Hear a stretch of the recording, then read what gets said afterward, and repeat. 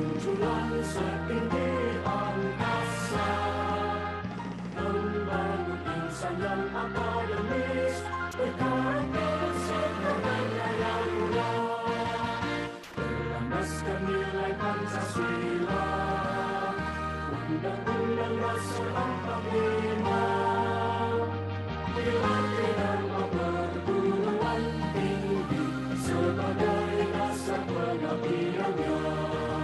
Majulah Universitas Negeri Semarang di tengah derap pembangunan, mendidik putra bangsa menjadi cendekia untuk Indonesia tercinta, berwawasan nilai konservasi, bereputasi internasional, melimpah berkat rahmat, semoga ia selalu jaya.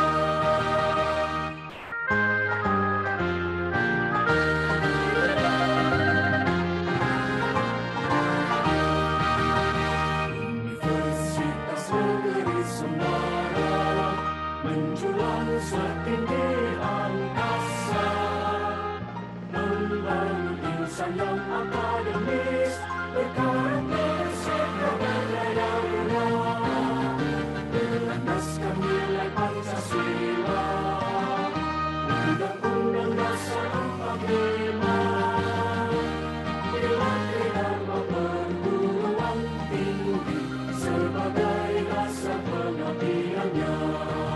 Majulah Universitas Negeri Semarang di tengah derap pembangunan, mendidik putra bangsa menjadi cendekia untuk Indonesia tercinta, berwawasan nilai konservasi, bereputasi internasional, melimpah berkat rahmat, semoga ia selalu jaya. Thank you. Please be seated. Next agenda is praying that will be led by Mr. Zaki Nurul Amin MPD. To Mr. Zaki, please be yours.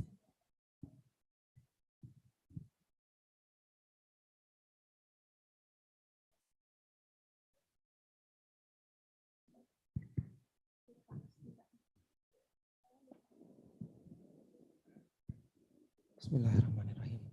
Assalamualaikum warahmatullahi wabarakatuh. Ladies and gentlemen, let us forehead for a moment, pray to God Allah Subhanahu wa Ta'ala, so that our international conference can be precious to all of us. I will lead this prayer based on the teaching of Islam, and those who are not Muslim, you are pleased to pray according to each of your belief. A'udzubillahi minasyaitonirrajim. Bismillahirrahmanirrahim. Alhamdulillahirabbil alamin. Hamdan syakirin. Hamdan yuafi ni'amah wa yukafi'u mazida. Ya Rabbana lakal hamdu wa lakal syukru yanbaghi li jalali wajhikal karim wa adimi sultani. Allahumma shalli ala sayyidina Muhammad salatan tunjina biha min jami'il ahwali wal afat. Teman-temannya cinta gimana? Wa tutahhiruna biha min jami'i sayi'at wa tarfa'una biha indaka a'la darajat wa tuballighuna biha aqsal ghayat min jami'il khairati fil hayati wa ba'dal mamat.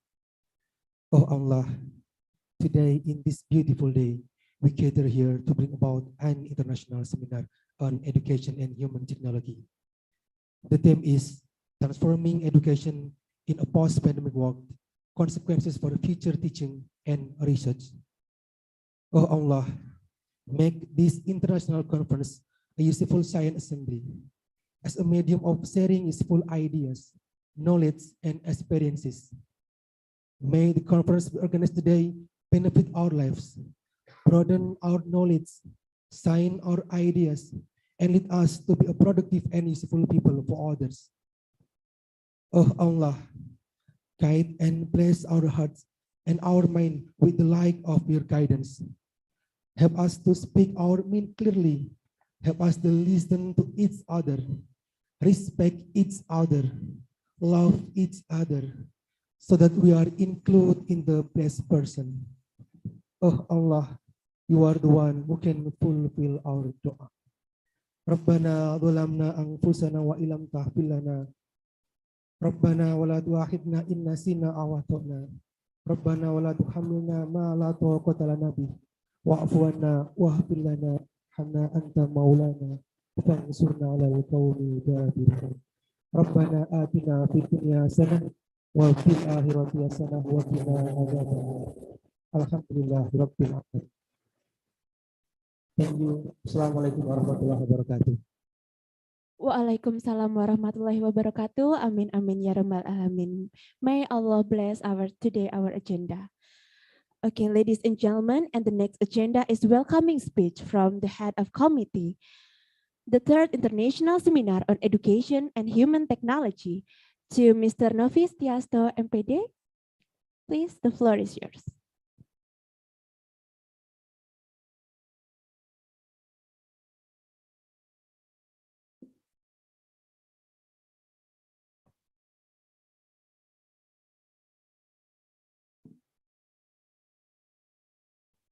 Assalamualaikum warahmatullahi wabarakatuh. Good morning, ladies and gentlemen. Peace be upon us all. The Honorable Rector of Universitas Negeri Semarang, Professor Dr. Fatur Rahman M. Hum. The Honorable Dean of Faculty of Education, Universitas Negeri Semarang, Dr. Edi Purwanto, MSI. The Honorable all of the Vice Rectors, Deans, and Heads of institutions in Universitas Negeri Semarang, the Honorable Deans and Heads and representatives of co-hosts from Faculty of Education of Universitas Pendidikan Indonesia, Universitas Negeri Padang, Universitas Negeri Manado, Universitas Pendidikan Ganesha, and representatives from Himpunan Doktor Pendidikan Dasar Indonesia and Himpunan Dosen PGSD Indonesia. The Honorable keynote speakers, the Honorable parallel speakers, the Honorable organizing committee members, and all distinguished guests and participants. As the chairperson and on behalf of the organizing committee, I'm delighted to welcome you all to the third International Seminar on Education and Human Technology, ISEHT 2022. Hosted by Faculty of Education, Universitas Negeri Semarang, in collaboration with Faculty of Education of UPI, Unima, UNP, Undiksa, HDBGSDI Wilayah 1, and Adpensi. Ladies and gentlemen, the COVID-19 crisis has had a major impact on the global education sector. And even though the pandemic is slowly dying down and things are returning to normal, there's no denying that the effects of the virus has had on the modern way of life will be felt in the years to come. While both online and face-to-face learning have their advantages and disadvantages, both students and teachers will need to adapt on the demands of the new normal and realize that education might look a bit different than it once did. Lecturers, teachers, students, universities, and schools need to monitor the new trends to prepare the future of learning. While teachers and lecturers will need to refine their methods to create a more engaging inline environment for their students, students will also need to leverage the available technologies and use additional study resources. So, the theme of this seminar is transforming education in a post-pandemic world, consequences for future teaching and research, which embraces 19 sub-themes, including post-pandemic education, artificial intelligence, information technology, entrepreneurship, and innovation, and so on.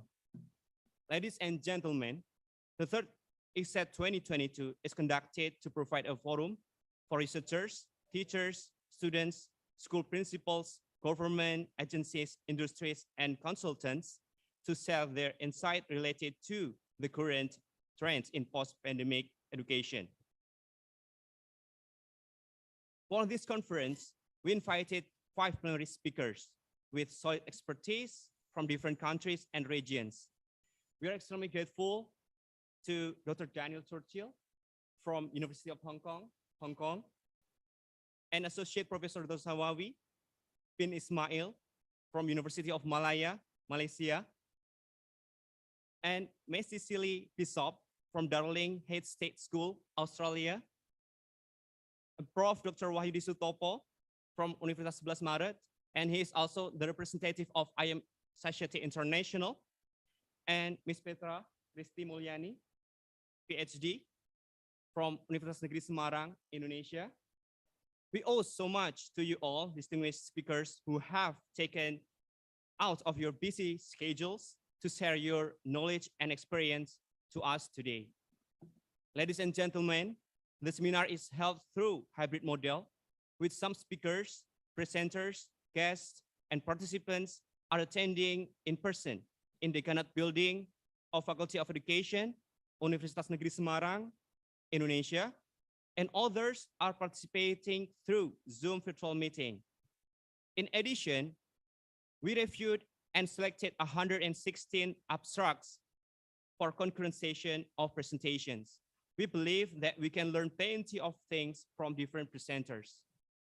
This 2022 conference is attended by more than 250 participants, online and offline, coming from different regions and countries, and selected papers will be published in Scopus Indexed proceeding in collaboration with IM Society International, and also SINTA 2 and 3 indexed journals in collaboration with all 6 co-hosts. This conference is not able to come into reality without wholehearted support from many parties. Therefore, on behalf of the organizing committee, I would like to take this opportunity to extend my appreciation to the Rector of Universitas Negeri Semarang, the Dean of Faculty of Education, and the deans, also representatives of all 6 co-hosts, the invited speakers, paper presenters, reviewers, guests, and all participants. In addition, my sincere thanks go to my organizing team and student volunteers for the untiring efforts to make this conference as a memorable one. I wish all the presenters and participants a fruitful and memorable experience at the 3rd ISEHT 2022. Last but not least, I do hope we will meet again next year in the 4th International Seminar on Education and Human Technology, 4th ISEHT 2023. That's all from me. Thank you. Wassalamualaikum warahmatullahi wabarakatuh. Waalaikumsalam warahmatullahi wabarakatuh. Thank you very much, Mr. Nafis Tiasto, as the head of the committee. Before that, I would like to say hi. Selamat datang, Bapak Profesor Dr. Fatur Rahman M. Hum, Rector of Universitas Negeri Semarang, that already joined with us in Zoom. Welcome, sir. Thank you very much for your coming. Okay, ladies and gentlemen, the next agenda is welcoming speech from, the next agenda is opening speech from the Dean Faculty of Education to Dr. Edi Purwanto, MSc. The floor is yours.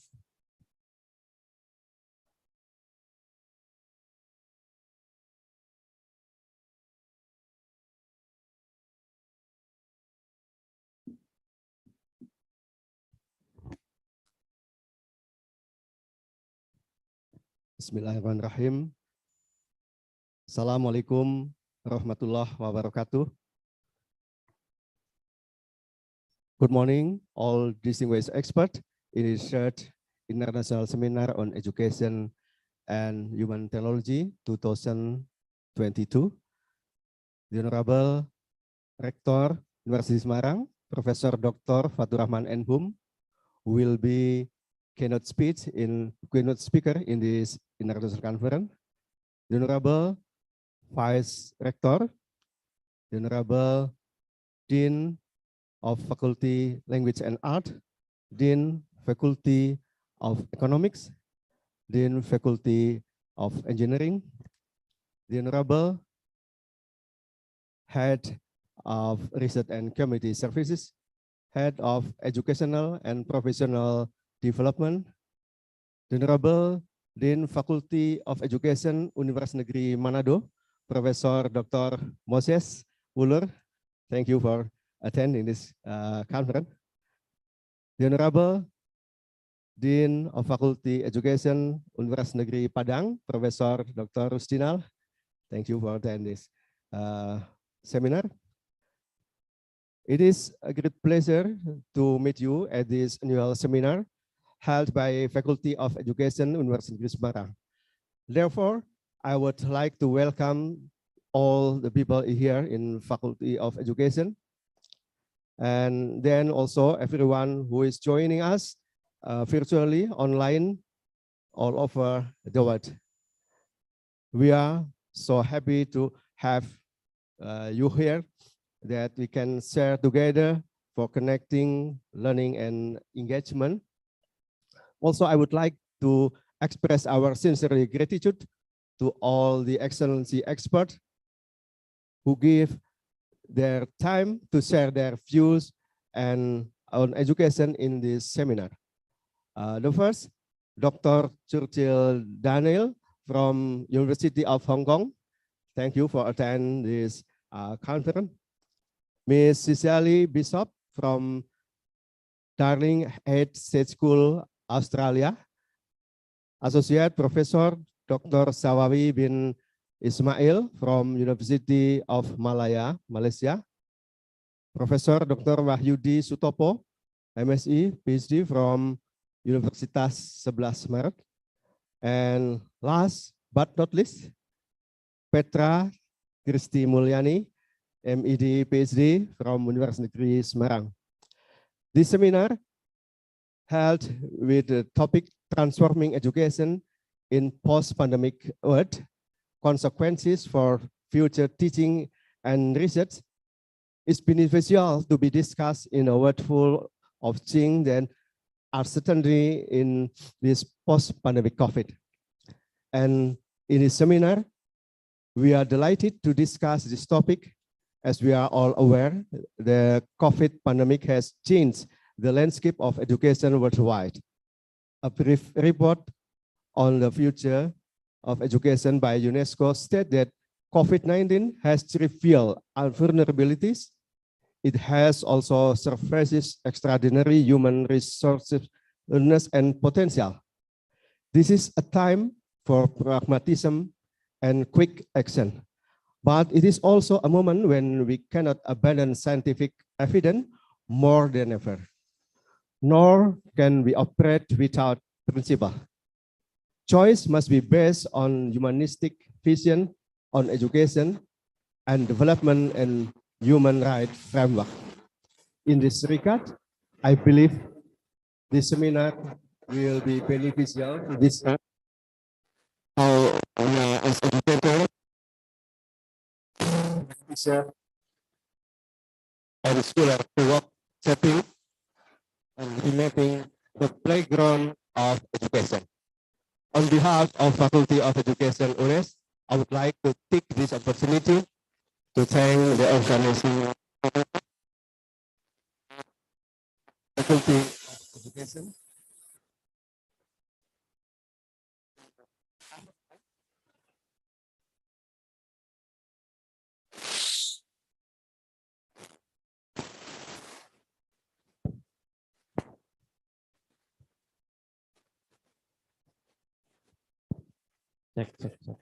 sorry. And everyone, whether directly or indirectly, who have been dedicated to ensure the success of this conference.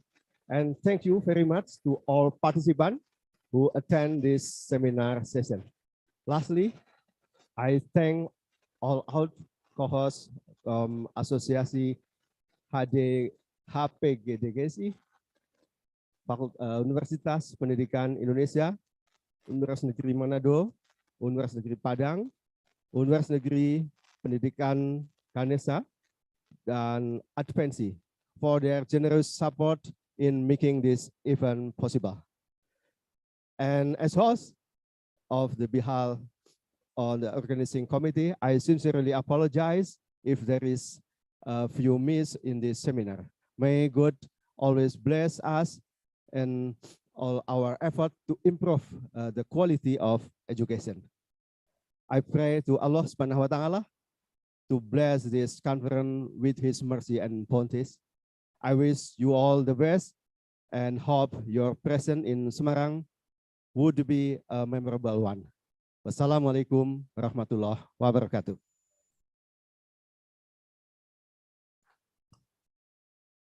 Thank you to Mr. Dean that already gave us the opening speech. And ladies and gentlemen, all distinguished guests, in today's very special occasion, the Faculty of Education have prepared one spectacular and unique traditional dance and performance by our student, created by the lecturer of Faculty Education and performance by our students. Please allow me to read the following description. Memedi Sawah dikenal dengan sebutan songkrek di masyarakat Kabupaten Pacitan, Jawa Timur. Merupakan bentuk kearifan lokal, respon individu terhadap kondisi lingkungan, media komunikasi nonverbal antara petani dengan hama pertaniannya tanpa merusak alam. Sebuah pembelajaran tentang perjuangan tak surut akan angin, matahari, hujan, siang dan malam. Kesungguhannya yang kuat hingga tercapai tujuan hidup. Ladies and gentlemen, please enjoy Songkrek dance performance.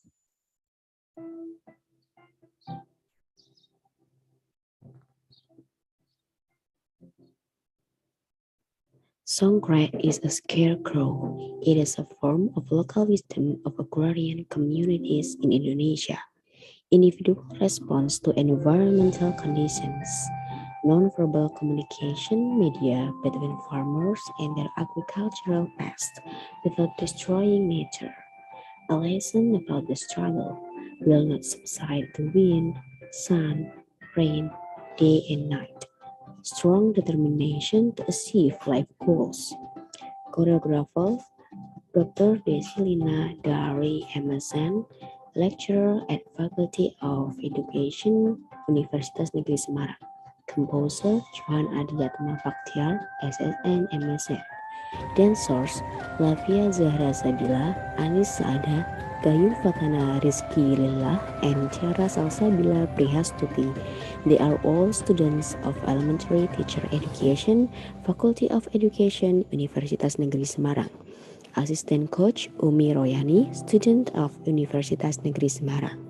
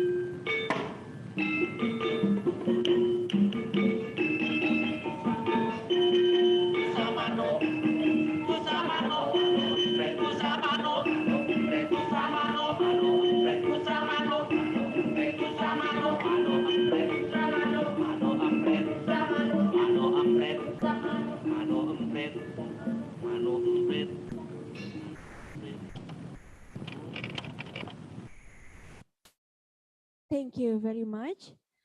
Ladies and gentlemen, now please welcome Rector of Universitas Negeri Semarang to give us keynote speech for the 3rd International Seminar on Educational and Human Technology 2022. To Profesor Dr. Fatur Rahman M. Hum, the floor is yours. Selamat datang Bapak Rektor.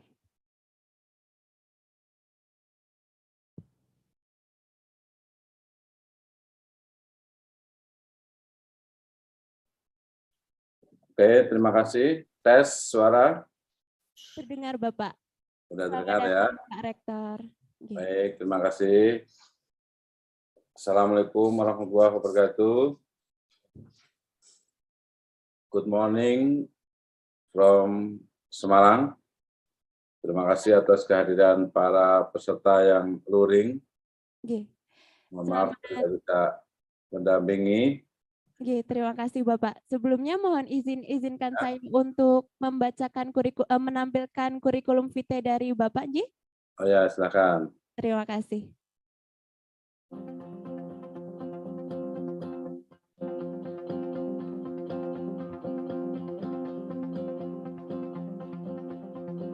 Professor Dr. Father Rahman M. Hum. Form Universitas Negeri Semarang. Professor Dr. Father Rahman M. Hum. He was born in Banyumas, December 10, 1966. Is a lecturer majoring in Indonesian FBS, Universitas Negeri Semarang, NIDN, 001012666091 Google Scholar ID, XVFENLMAAAJ. Sinta ID, 6,093,160.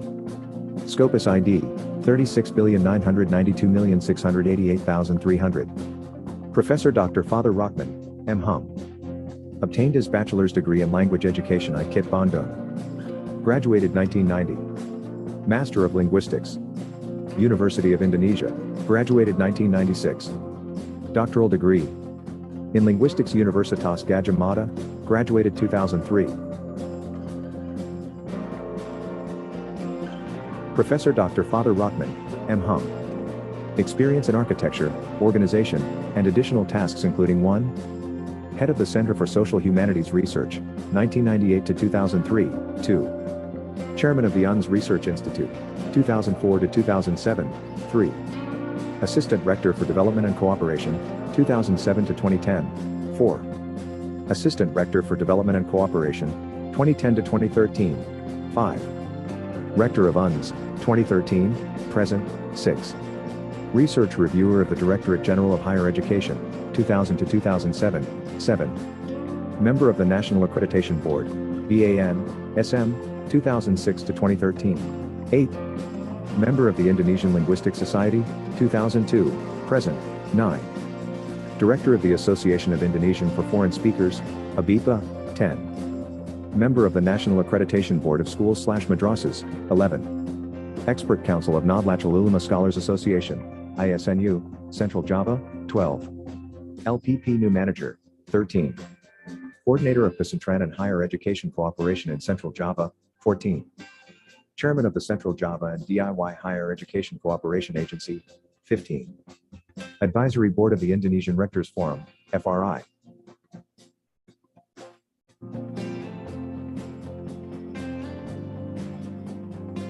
Professor Dr. Father Rockman, M. Hum. Has received awards including 1. Best Indonesia Language User Figures at the Central Java level, 2. Initiator of Javanese Language Conservation Parikan Writing with the most participants, 3.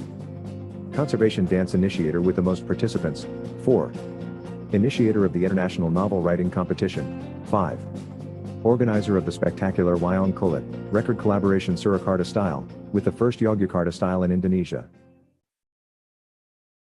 Baik, berikut adalah kurikulum dari Rektor Universitas Negeri Semarang kepada Bapak Profesor Dr. Fatur Rahman M. Hum, dipersilakan. Baik, terima kasih. Thank you very much. Bismillahirrahmanirrahim. Assalamualaikum warahmatullahi wabarakatuh. Good morning, ladies and gentlemen. First of all, I would like to express my gratitude to Allah Subhanahu wa Ta'ala for His blessing and mercy that we could assemble in this third international seminar of education and human technology.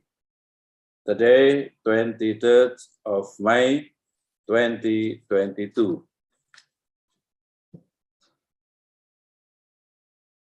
Allow me to share the presentation for this seminar.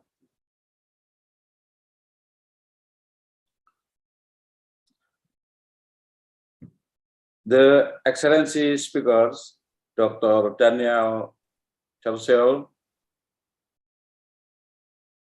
Ms. Cecily Bishop, Associate Professor, Dr. Samawi Ismail, Profesor Dr. Wahyudi Sutopo, Peta Kristi Mulyani, PhD. I would like to say thank you very much to all speakers that you will present insightful ideas according to your field of expertise in this seminar. And also Dean and representative of co-host of this seminar, Universitas Giri Padang, Universitas Pendidikan Indonesia, UPI, Unisma, Undiksa, HDPGSDI, and Abdensi, deans and head of institution in Universitas Negeri Semarang, distinguished guests and participants. Allow me, Rector UNES, I take great pleasure to be a keynote in this seminar. Let me start with introduction of UNES at glance. The vision of Universitas Negeri Semarang is to be a conservation inside university with international reputation. We continuously build and develop collaboration with foreign institutions to improve human resources and bring out goodness to the world.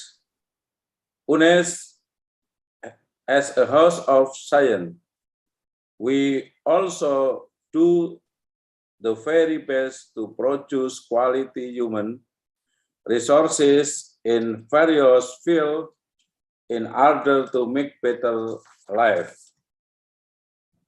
Ladies and gentlemen, this international seminar brings an interesting theme, transforming education in a post-pandemic world, consequences for future teaching research. Of course, this theme is in line with UNES' reputation, and currently, education is important in global policy tracks. Teaching and research are being more acknowledged as key factors of national development, economic growth, and societal well-being. Ladies and gentlemen, yes, as we know, COVID-19 outbreak gave a big effect of three main aspects. There are social, economics, and education.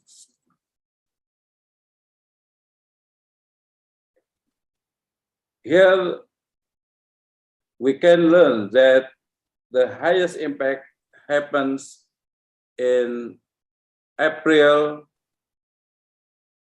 2020, as more than 1 billion learners had affected 81% of students in the world were forcibly prohibited to attend school activities.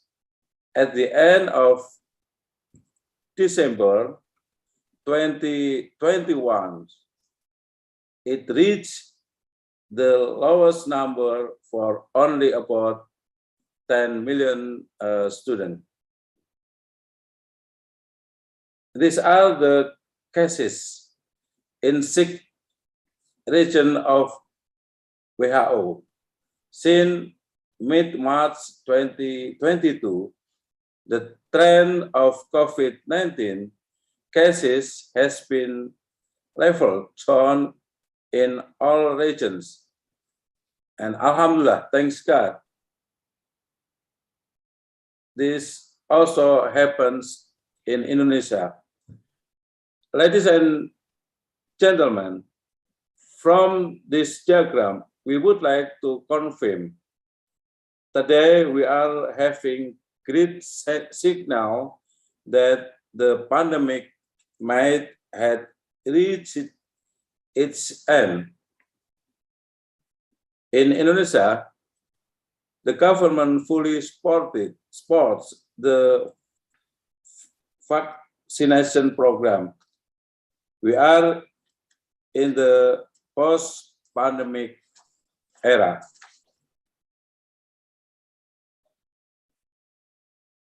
Vaccination program in Indonesia. This is the tabel of the vaccination program in Indonesia. More than 95% Indonesia citizens have been vaccinated by first dose. About 80% have been injected by second dose of COVID-19 vaccine. And more than 10% got booster vaccine. This could be a sign that Indonesian people are ready to get back to new normal life. These are the acceleration date of the vaccination program for teachers and students in Indonesia. Thus, it has led a situation in which school should be open. However, some schools still conduct hybrid learning, which means that the learning could be taught online and offline program simultaneously. Ladies and gentlemen, before the pandemic, classroom became the main place to study. During the pandemic, most of students have to learn from home by online learning system. After the pandemic, teachers can organize the learning process inside the classroom, but the student will able to choose to join in the real or virtual classroom.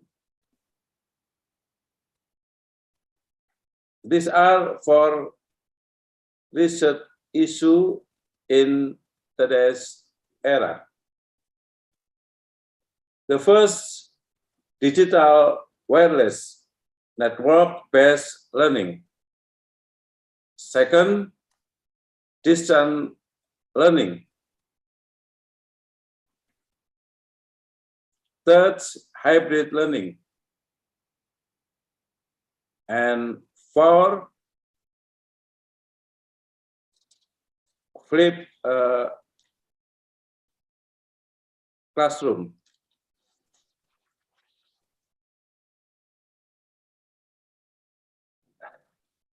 Ladies and gentlemen, for the course of my presentation, I would to read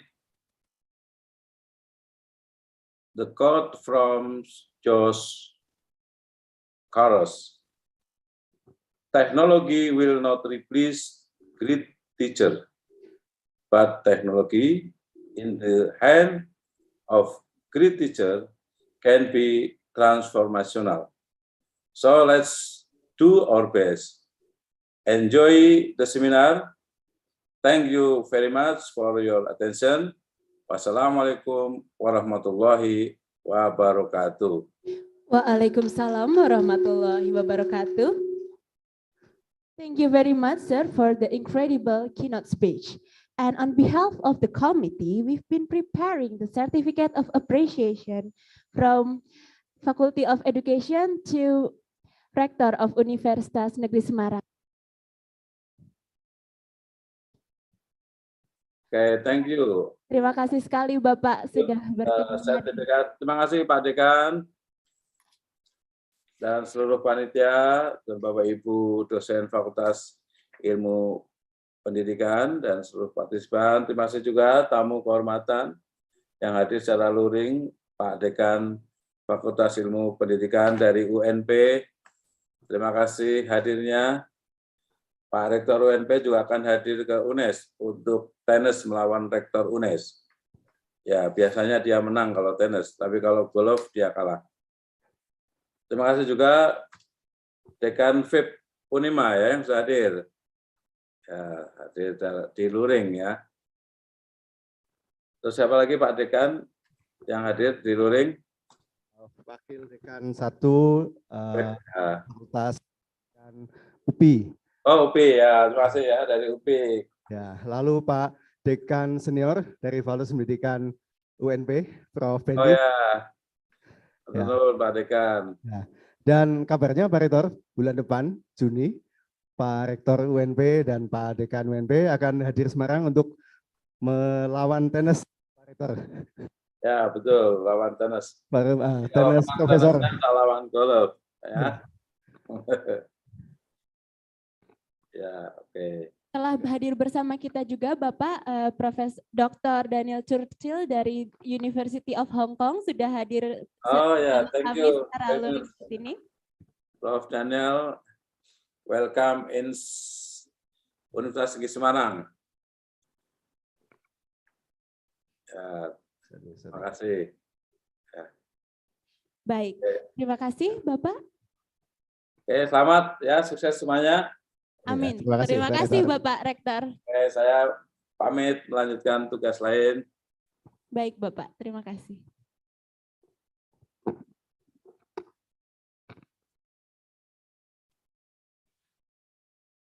Now, we've come to our core agenda in the first panel session of the third International Seminar on Education and Human Technology 2022 with tema Transforming Education in a Post-Pandemic World that will be moderated by Mrs. Yuli Kurniawati, SPSI MADAC. But before that, please allow me to deliver the curriculum vitae of Mrs. Yuli Kurniawati.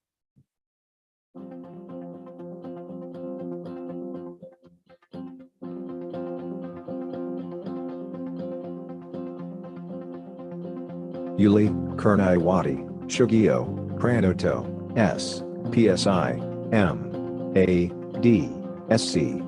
From Universitas Negeri Semarang. Yuli Kurniawati Shugio Pranoto, S, PSI, MA, DSC.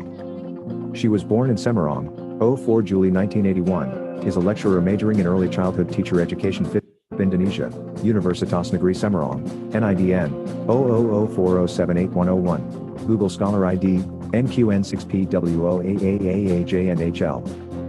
Yuli Kurniawati Shogio Pranoto, S, PSI, M, A, D, SC. Obtained a bachelor's degree in psychology, Universitas Diponegoro, Indonesia. Graduated 2004. Master of Psychology, Universitas Gadjah Mada, Indonesia. Graduated 2010. Doctoral degree in Psychology, Central China Normal University, China. Graduated 2016. Career highlights. Secretary of the Department of Psychology, 2011 to 2013. Chair of the Master Early Childhood Education Study Program, 2017 to 2019. Chair of the Master of Early Childhood Education Study Program, 2019 to 2023.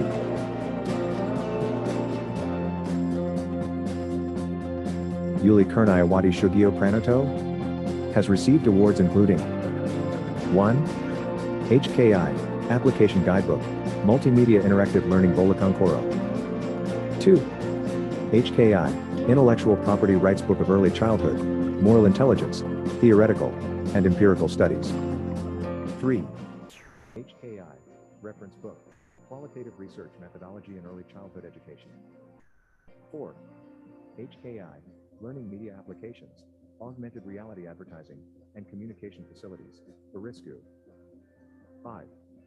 HKI, Instruments for Development of Augmented Reality Learning Media Advertising, and Communication Facilities, ARISCU, to improve learning outcomes, and information literacy skills for junior high school students. 6. HKI, Intellectual Property Rights Manual, 14 items Moral Intelligence Scale. 7. HKI Handbook of Kindergarten Teacher Teaching Performance Scale.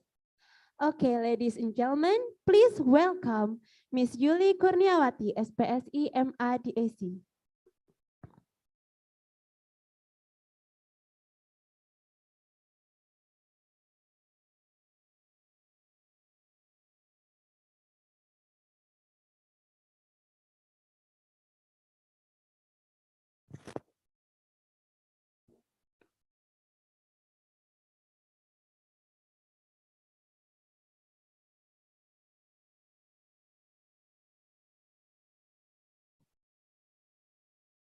Tes.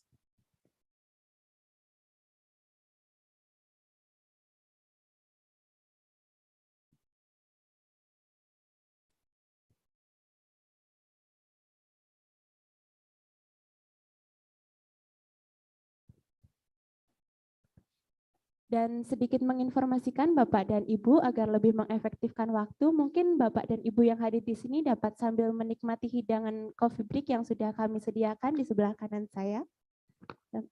Silakan Ibu, bisa dilanjutkan. Bismillahirrahmanirrahim. Assalamualaikum warahmatullahi wabarakatuh. Good morning, ladies and gentlemen. Selamat pagi, Bapak Ibu. I'm pleased to welcome you to this event, the third International Seminar on Education and Human Technology 2022. Transforming Education in a Post-Pandemic World, Consequences for Future Teaching and Research. Ladies and gentlemen, my name is Yuli Konewati, and I will be moderating this first panel sessions. As moderator, I'm grateful today.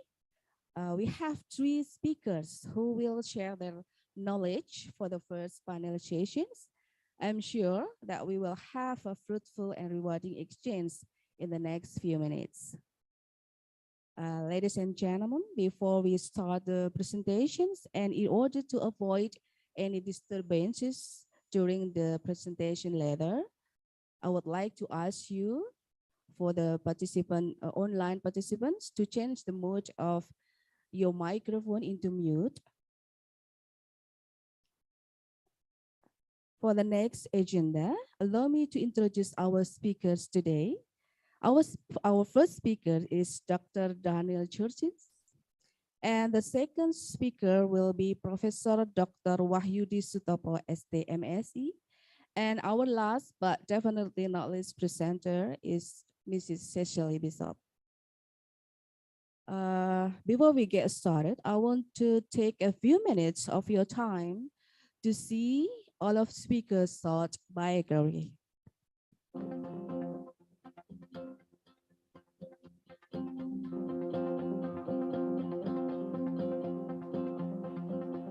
Dr. Churchill Daniel, from University of Hong Kong. Dr. Daniel Churchill is an associate professor at the Faculty of Education. He is researching and teaching in the areas of educational technology, learning design, design of e-learning, learning objects, educational multimedia, and STEM. His current research focuses on the design of learning objects, mobile learning, teacher change, social media and education, and STEM education. Dr. Daniel Churchill, PhD in Education from the Nanyang Technological University, Singapore, currently ranked by QS as the 14th in the world for education. Juris Doctorate from ANU University, 2020. High-level experience in higher education, inclusive of 15 years at the university, ranked by QS as the 3rd in the world for education, the University of Hong Kong. Previous experience in teaching and leadership at secondary schools and technical education institutes.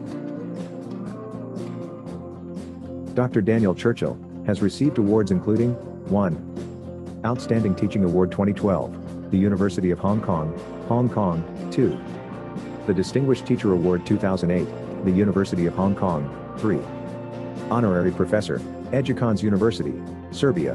4. Honorary Professor, Karaganda State Technical University, Kazakhstan. 5. Macromedia Award for the Best in Multimedia, awarded at Asia Print 97, Hong Kong. 6. Best in Teaching Media, awarded for the computer-based training package at the Teaching Excellence 97 Convention, Singapore Polytechnic, Singapore. 7. Certificate of Merit, awarded by Education Media Institute of South African Association for Research and Development in Higher Education, SAARDHE, 1998. 8. Best IT Project, awarded by the National Institute of Education, at the NIE Carnival, Enhancing, Teaching, Embracing, Technology, 2004. Professor Dr. Wahyudi Sutopo, S.T.M.C. from Universitas Sebelas Maret, Indonesia. Wahyudi Sutopo is professor in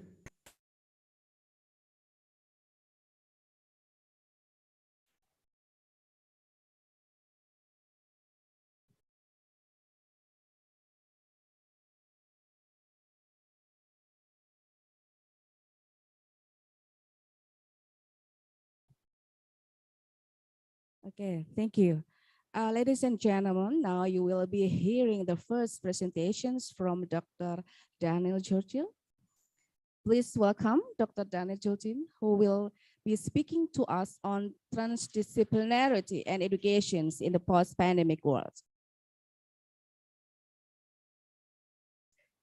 Yes, Dr. Churchill, you have in total 20 to 30 minutes to deliver your speech.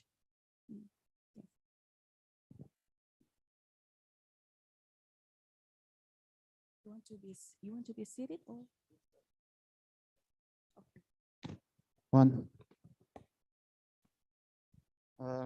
Dear colleague, rector of the University Negara Semarang, Dean of Faculty of Education, colleagues and friends, I have to say it's my pleasure to be here in your city and in your country. And I would like to thank the organizing committee for inviting me and making it possible for me to come here. I want to talk today about the concept of transdisciplinarity. So I don't know whether you heard of this, but this is how the education and research is shifting from pre-pandemic into post-pandemic world.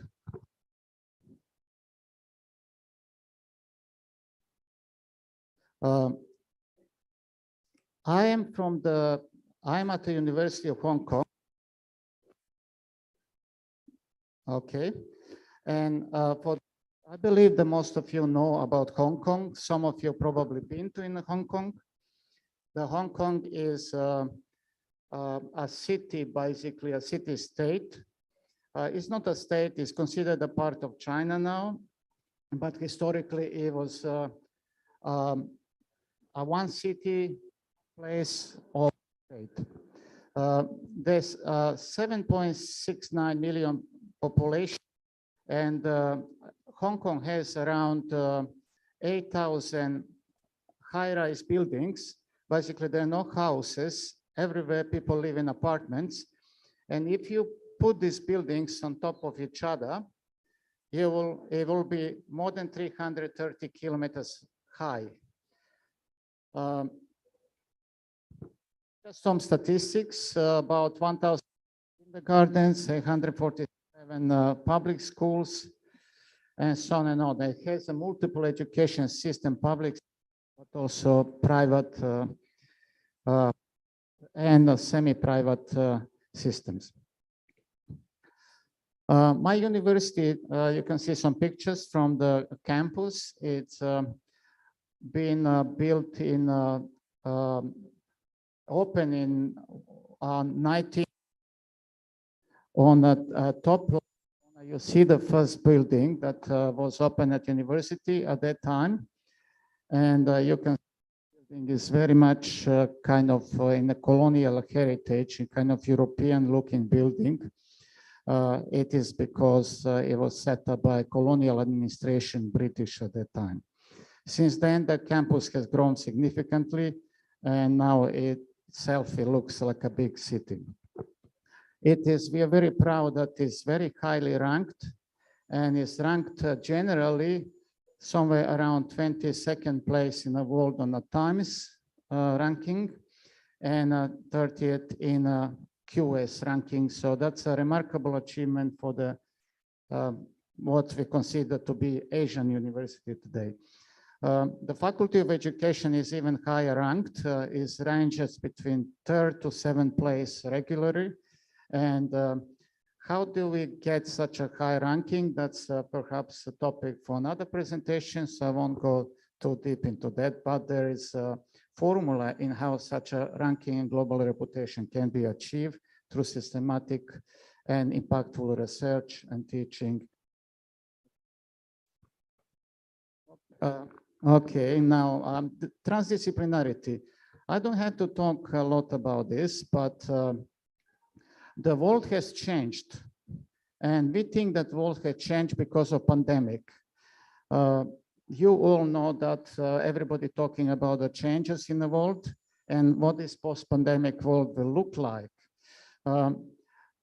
Nevertheless, the crisis of pandemic has shown us that working and educating remotely is possible and practical. And this conference itself is an example of how even conferences can be run in remote mode through the Zoom and internet and other associated technologies. So now in my faculty, all our meetings are conducted remotely, so we don't have physical meetings anymore. This semester, all our teaching been held online, so we haven't seen the students at all, and actually we haven't seen students for 3 years now. Why 3 years? Because 2 years of pandemic, and before the pandemic we had that unfortunate event of democratic protests. So some people call it democratic protests, other people might call it differently, but certainly some kind of dissatisfaction in society that resulted in wide protest, which disabled many activities. So we were forced to do it online. All these things, you can imagine what it would be like if we didn't have a technology. How would we do this? How would we deal with this crisis in education if there was no technology that enables that? What would happen if you just go about, let's say 10 years ago, and if you think at that time that there was internet very slow, that we only had 2G mobile networks, it would not be possible to execute such an activity. But however, with new technologies, especially with fast internet and with the mobile technologies, we were able to deal with this situation and deal in a way that exceeded our own kind of belief of what technology can do. So, however, we know that technology is critical driving force, but we also have to understand how the education in general might need to be conceptualized in order to ensure that we can move forward, what they call the civilizational steps forward at a time of great challenges such as pandemic. And there might be other challenges in a society. We know that there is instability, political instability in the Pacific region. We know that there is a war going on in Eastern Europe. And all of these form economies, global kind of relation, multilateralism, and challenge the traditional operating models in some way. So I also want a number of problems that pandemic has created for us, and it is critical for us in education to think how we can deal with these challenges. The first challenge that we had there is a loss of trust in science. So people thinking now the vaccines don't work. Vaccines are maybe some part of conspiracy by somebody like, I don't know, Bill Gates or somebody else. So people believe in those kind of things. So there is loss of trust in science and scientific institution. Secondly, there is a loss of democratic institution. The government effort, for example, to deal with the pandemic has been undermined by various fake news, by conspiracy theories. So people are losing trust in own government and own electorate, people that they elect in the power, so they're losing trust in them. There also has been undisputable erosion of the human rights and dignity because we've been put under restriction, we've been kind of limited to, we have to wear masks, we have to kind of dine like 2 to 4 people in a restaurant at one time, or some restaurants and venues and salons, hairdressing salon and so on, being totally closed at certain stages. So there is some level of erosion of the human rights. Also, there is a loss in the wealth distribution. People think that because of COVID, the money is going into hand of the rich who become even richer. There has been other problems associated with that during pandemic. Then there is a general loss of value in social media, influencer, cybersecurity, artificial intelligence.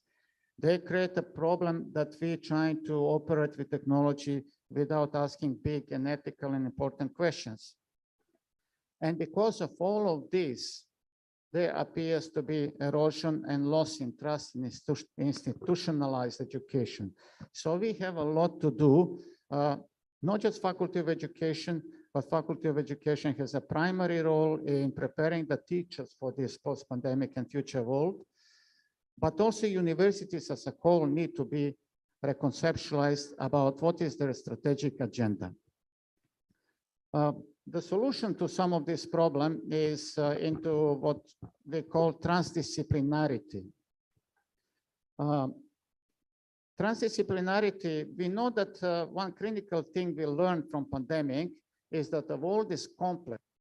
The problems that we're facing in humanity are very complex. And these problems cannot be solved by one discipline like in the past. You know, the discipline in the past, we have a science, mathematics, engineering, and so on and on. All these disciplines are kind of a closed systems. They are kind of closed communities. And they work on a philosophy, reductionism, and scientists believe in breaking the problem in set of smaller components, addressing these components, putting them back together into solution. All scientism that is heavily influenced by positivism, positivist way of collecting data, researching, and coming up to knowledge. So all this need to change, because the solving critical problems that humanity faces and improving our living conditions require interdisciplinarity, cross-disciplinarity, even antidisciplinarity, and even approaches that go between and beyond all disciplines. Now, so what we're talking about here is that there is a need to move from disciplinarity, faculties and disciplines like a silos that stay isolated and do their own thing forever, and that we need to move toward multidisciplinarity, interdisciplinarity, and transdisciplinarity. This concept might be complex if you hear of them first time, but I try to elaborate a bit. Fundamentally, the international organizations are telling us that there are challenges that should be priority for us to deal with in order to make our world a better place. Some countries are more affected by these challenges, and I'm able to see this clearly. Some countries kind of ignoring this because of their own focus on their own wealth and their own economic situation. But generally, the people who articulated that this working at the level of United Nations, and they have developed the sustainable goals, 17 goals to transform our world. So these goals should be leading the focus and strategic planning at universities in post-pandemic world. There are a number of them that very strictly to us in education. There are others that might not seem to be related to education, but are highly relevant.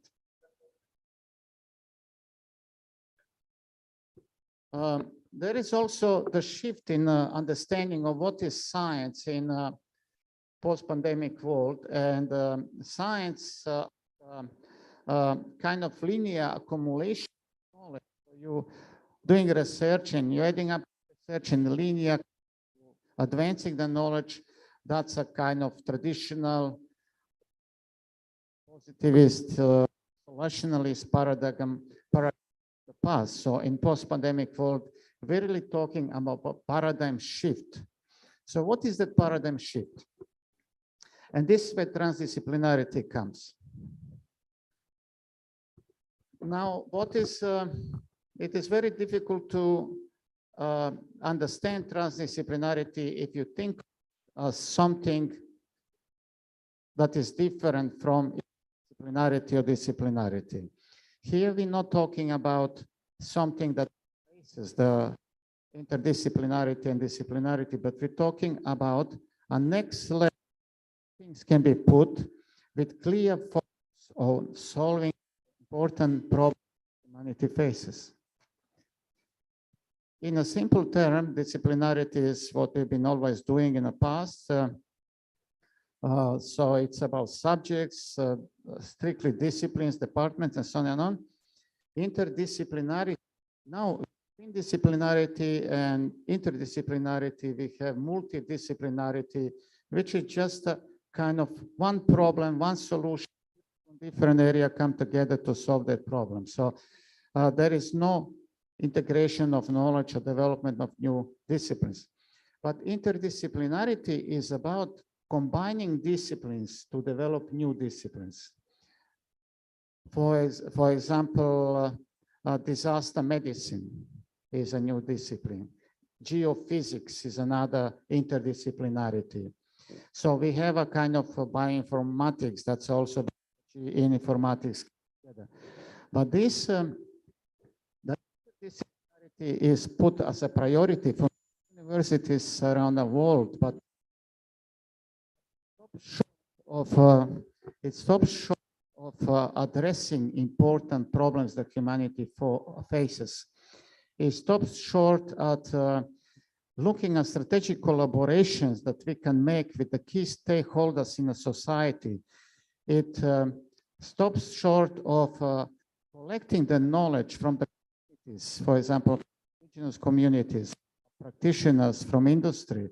It stops short in this, why, and remains to be an academic. So interdisciplinarity, in that sense, is not so much different from disciplinarity because it still remains to be academic disciplines, but not as a mean of strategy for solving important problems that humanity faces. So transdisciplinarity. This is a kind of table that I put important questions there. So we're talking about innovation across, in between, and beyond disciplines, transforming sciences, art, and education to meet grand challenges that are deeply entrenched, evolving, and complex. Now, if you think of the disciplines, so you have a science, mathematics, engineering, various engineering disciplines, you have linguistics, you have so on and on, different disciplines. And if you imagine that they're just circles on a page, the question of transdisciplinarity is what lies between these disciplines? What is in between? So we're focusing on emerging social, cultural, and political and economic settings. We solve wicked problems of the future world. So we tackle the big and interesting questions of our time, and so on and on. And we're looking into something that is very important, a partnership, creation of knowledge in collaboration and partnership communities that matter and that are involved. And this is what they call third space. Third space now, let's say traditionally what we know as a space where we collaborate, our platform, departments, on and on. The second space, you can think of the space, the digital space. And third space is now that post-pandemic space where we go further and engaging with communities. But what do we work with? And what do we work on? Now, what are the goals? You can remind me of time. What are the goals of transdisciplinary education? Now, the goals are threefold, and I put them on a higher level because that one, the higher level, is the one that is important. It's forgotten in strategic planning at universities. Of course, we have the focusing on economic development. We're thinking about how to rebuild the economy in post-pandemic world, what economic challenge is going to be, and what is good for our country economically. But the next high level is individual. So caring for the individual, thinking about how our students will be able to fit in the world of the future, the world that they're going to occupy. How do we provide more opportunities? How do we engage more girls in education and science? How do we engage minorities and indigenous population in STEM? How to develop new literacies and so on. But at a higher level now, it's a better world where actually all of us as a humanity can work together into addressing the challenges and problems of a global significance that, despite being a global, they might touch each of us in some way.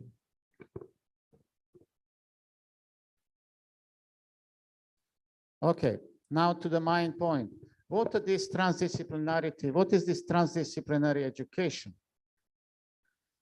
In addition to the UN sustainable goal, I summarize this into 4 important areas that we should focus in educating our students and strategically planning and developing our faculty of education in particular.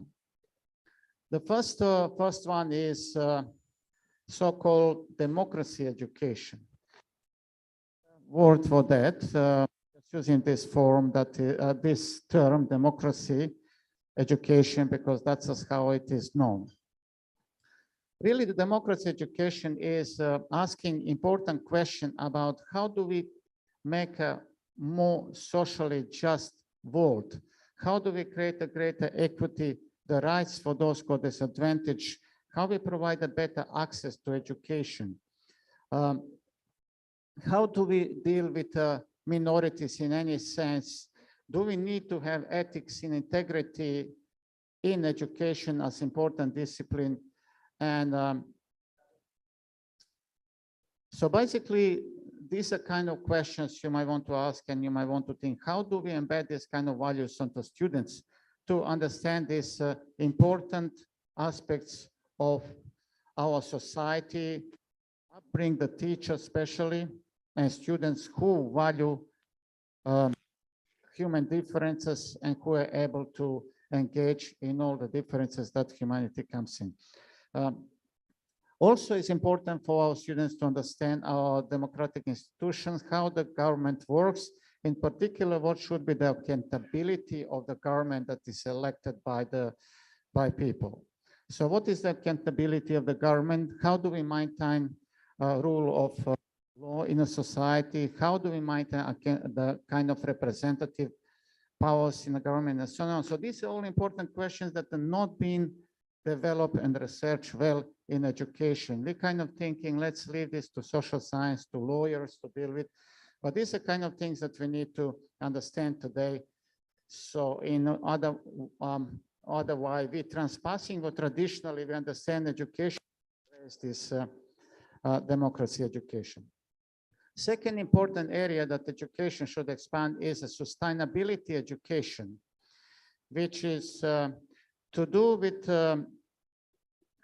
understand the issues that might affect us and that do affect us, like a food shortage, pollution, our environment, and our responsibility towards environment, understanding the green industries and how we can continue such industries in the future through our.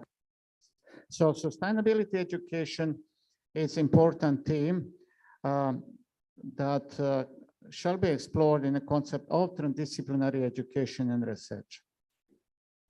The third area that is important is digital humanities. So now with all these technologies, we have to see how we in education can embrace technologies to deal with important problems that humanity faces. For example, education. Access to education might be the problem that is important to solve for you. So how can we now bring the technologies to deal with, to do that? And also we need to think about, for example, cataloging our cultural heritage to preserve our history and our heritage and our culture for the future generations. And finally, the topic that important for education to embrace is a STEM education. Probably you hear most about STEM education, and but there is confusion what it is. Some people just think this is a science, another science, and so on and on. But STEM education, and I like to think of this as a STEM plus, because it is not just about putting science, technology, engineering, and mathematics together, but we can have a combinations of different disciplines that come together with technology disciplines in order to create a new possibilities for education, research, creativity, and so on and on, So in my university, and my faculty, we are moving well with STEM education. We already have a master program in STEM education, and that works very well. There is a huge interest. We also working on developing something that is like a STEM center for teacher training and community engagement, and center that will promote the idea of the STEM in society. But we are not there yet with digital humanities. We start working a bit in that direction, but we need to do much more on sustainability education to understand the environment, to develop, to get our students to understand how they can contribute to a sustainable environment and resilient future. Democracy education, unfortunately, is something that we are very careful these days, because we don't know whether that's going to bring us in ideological differences with the China that now might see that some aspect of democracy as undesirable in that society. So, but I want to say that democracy is not, it should not be political thing. No, there is no such a thing, should not be such a thing like democratic system because somebody elected the government. Democracy is the concept around how we should organize society in a way that human beings are recognized, engaged, and valued. So these are the 4 areas that can be explored.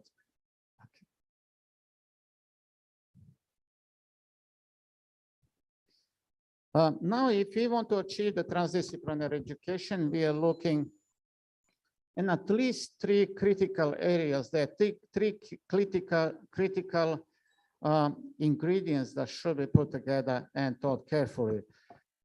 One is, of course, for any change, any strategic change, any development, we need a good leadership. And the question of leadership is asking the bringing issues such as policy, such as digitizing our environment so that we can, leverage that to advance our society, looking at how to develop and next future leaders for the schools and for universities, is looking in how do we lead the curriculum and what is actually the curriculum is to be in this post-pandemic world. Looking at the teacher education, what should be not just content, what should teachers know, but what values they should be having, integrity. Technology is really looking at the technology, not just simple like to present the content. That's far beyond of what I mean by technology. We're here looking at technology as kind of a part of ecosystem for our learning, of a kind of technology as intellectual partner that can bring our human intelligence to another productive level where we can learn and more. Then many issues with technology, and that can be a topic for another discussion. There are serious issues with artificial intelligence and how the people think it can be used in education. There is need for serious rethinking in those aspects. Design. Actually, whatever we do, many things we do in education involves the design. And that's a curriculum design, lesson planning is a form of design, policy design, instruction design, and so on. One of the important activities that teachers do. So here we have to think of frameworks to support our design and approaches that can lead to bringing for example, aspects of the 4 areas of democracy, sustainability, digital humanities, and STEM. And the critical here is critical and very characteristic to transdisciplinarity is interdisciplinarity creates new disciplines, but doesn't worry about going to communities and creating impact. Transdisciplinarity is fundamentally about mixing of disciplines and solving the problems in collaboration with communities. So there's an emerging discipline, kind of, not discipline, but more of a methodology in universities around the world. It is called implementation science. Implementation science has been more used in health and medicine. All our lab work, all our research, how can you get that research, what we learn out there to communities and make an impact? Now we need to embrace that kind of paradigm in education, because a lot of educational research does not do anything other than being published in the papers and presented maybe at some conferences.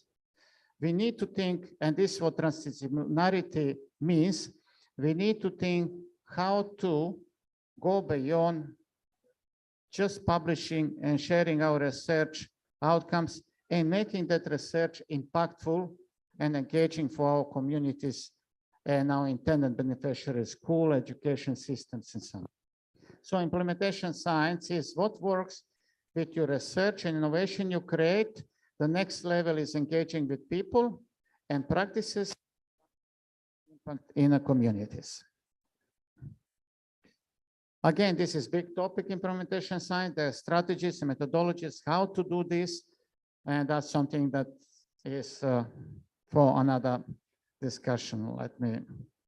And with this, let me sum it up in these 4 points. Strategic priorities.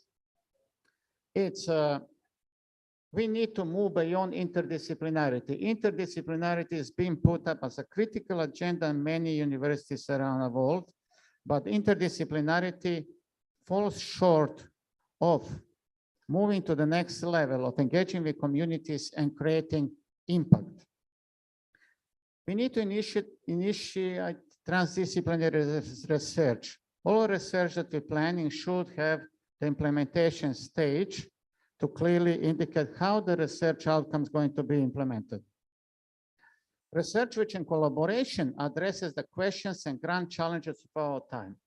So grand challenges of our time can be identified in sustainability, in sustainable goals, or we can look at the 4 areas that I mentioned there, identifying the important research into those areas. Engaging with the society to collaboratively, strategically focus on advancing just educational outcome and build resilient, equitable, and sustainable future. Focus on translational research. Translational is implementation science, and identify challenges, opportunities, and responses to present and emerging digital technologies, and strengthen and transform digital capabilities. All this with a focus on important problems that humanity faces and solution for those problems. So that's the transdisciplinary studies. Thank you very much.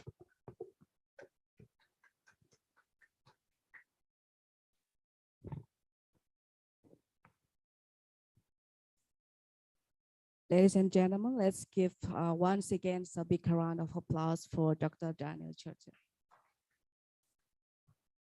A point to consider is that we have to set some strategic priorities to solving critical problems that humanity faces and improving our living conditions. We call it transdisciplinarity as the next level of interdisciplinarity and disciplinarity. Ladies and gentlemen, you have already learned from Dr. Daniel Churchill, and now you will be hearing presentations from Professor Dr. Wahyudi Sutopo, STMSc.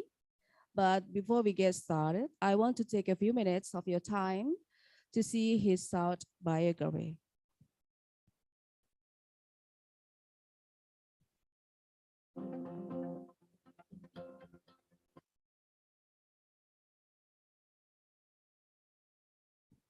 STMC from Universitas Sebelas Mare, Indonesia. Wahyudi Sutopo is professor in industrial engineering and head of industrial engineering and techno-economics, RITE, Research Group, Department of Industrial Engineering, Faculty of Engineering, Universitas Sebelas Mare, UNS, Indonesia.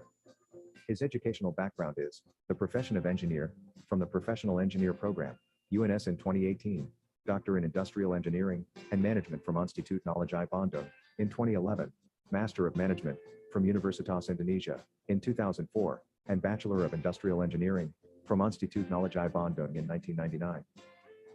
Career highlights. 1. Vice Dean for Human Resources, Finance, and Logistics, Faculty of Engineering, 2020 to 2023. 2. Vice Dean for General and Financial Affairs, Faculty of Engineering, 2019 to 2020. 3. Department Head of Undergraduate Program, UNS, 2015 to 2019. 4. Head of Center of Innovation Technology, UNS, 2014 to 2016. He has received more than 40 research grants and carried out research projects funded by LPPM, UNS, Ministry of Research and Technology, National Agency for Research and Technology, Indonesia Endowment Fund for Educational, LPDP, MIRA, USEHT, PT Pertamina, Persero, PT Toyota Motor Manufacturing Indonesia, and various other companies. Cicely Bishop. Okay, thank you. Now moving along to our sessions. Please welcome Professor Dr. Wahyudi Sutopo, ST, MSc, who will be speaking to us on optimistic thinking to execute the innovative programs for transforming education in a post-pandemic world. Lecturers and students as actors. Professor Dr. Wahyudi Sutopo, please welcome. Selamat pagi, Bapak.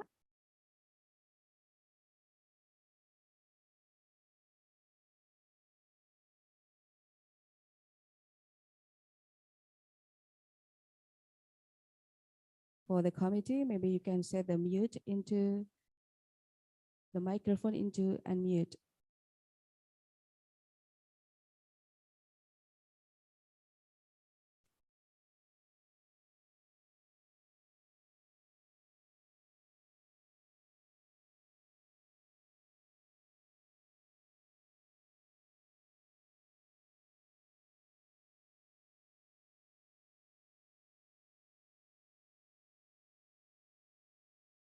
Selamat pagi, Bapak.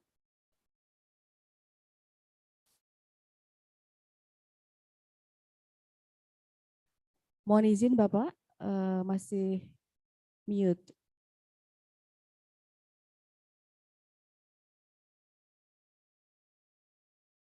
Mohon izin, mikrofon masih dalam kondisi mute, Bapak.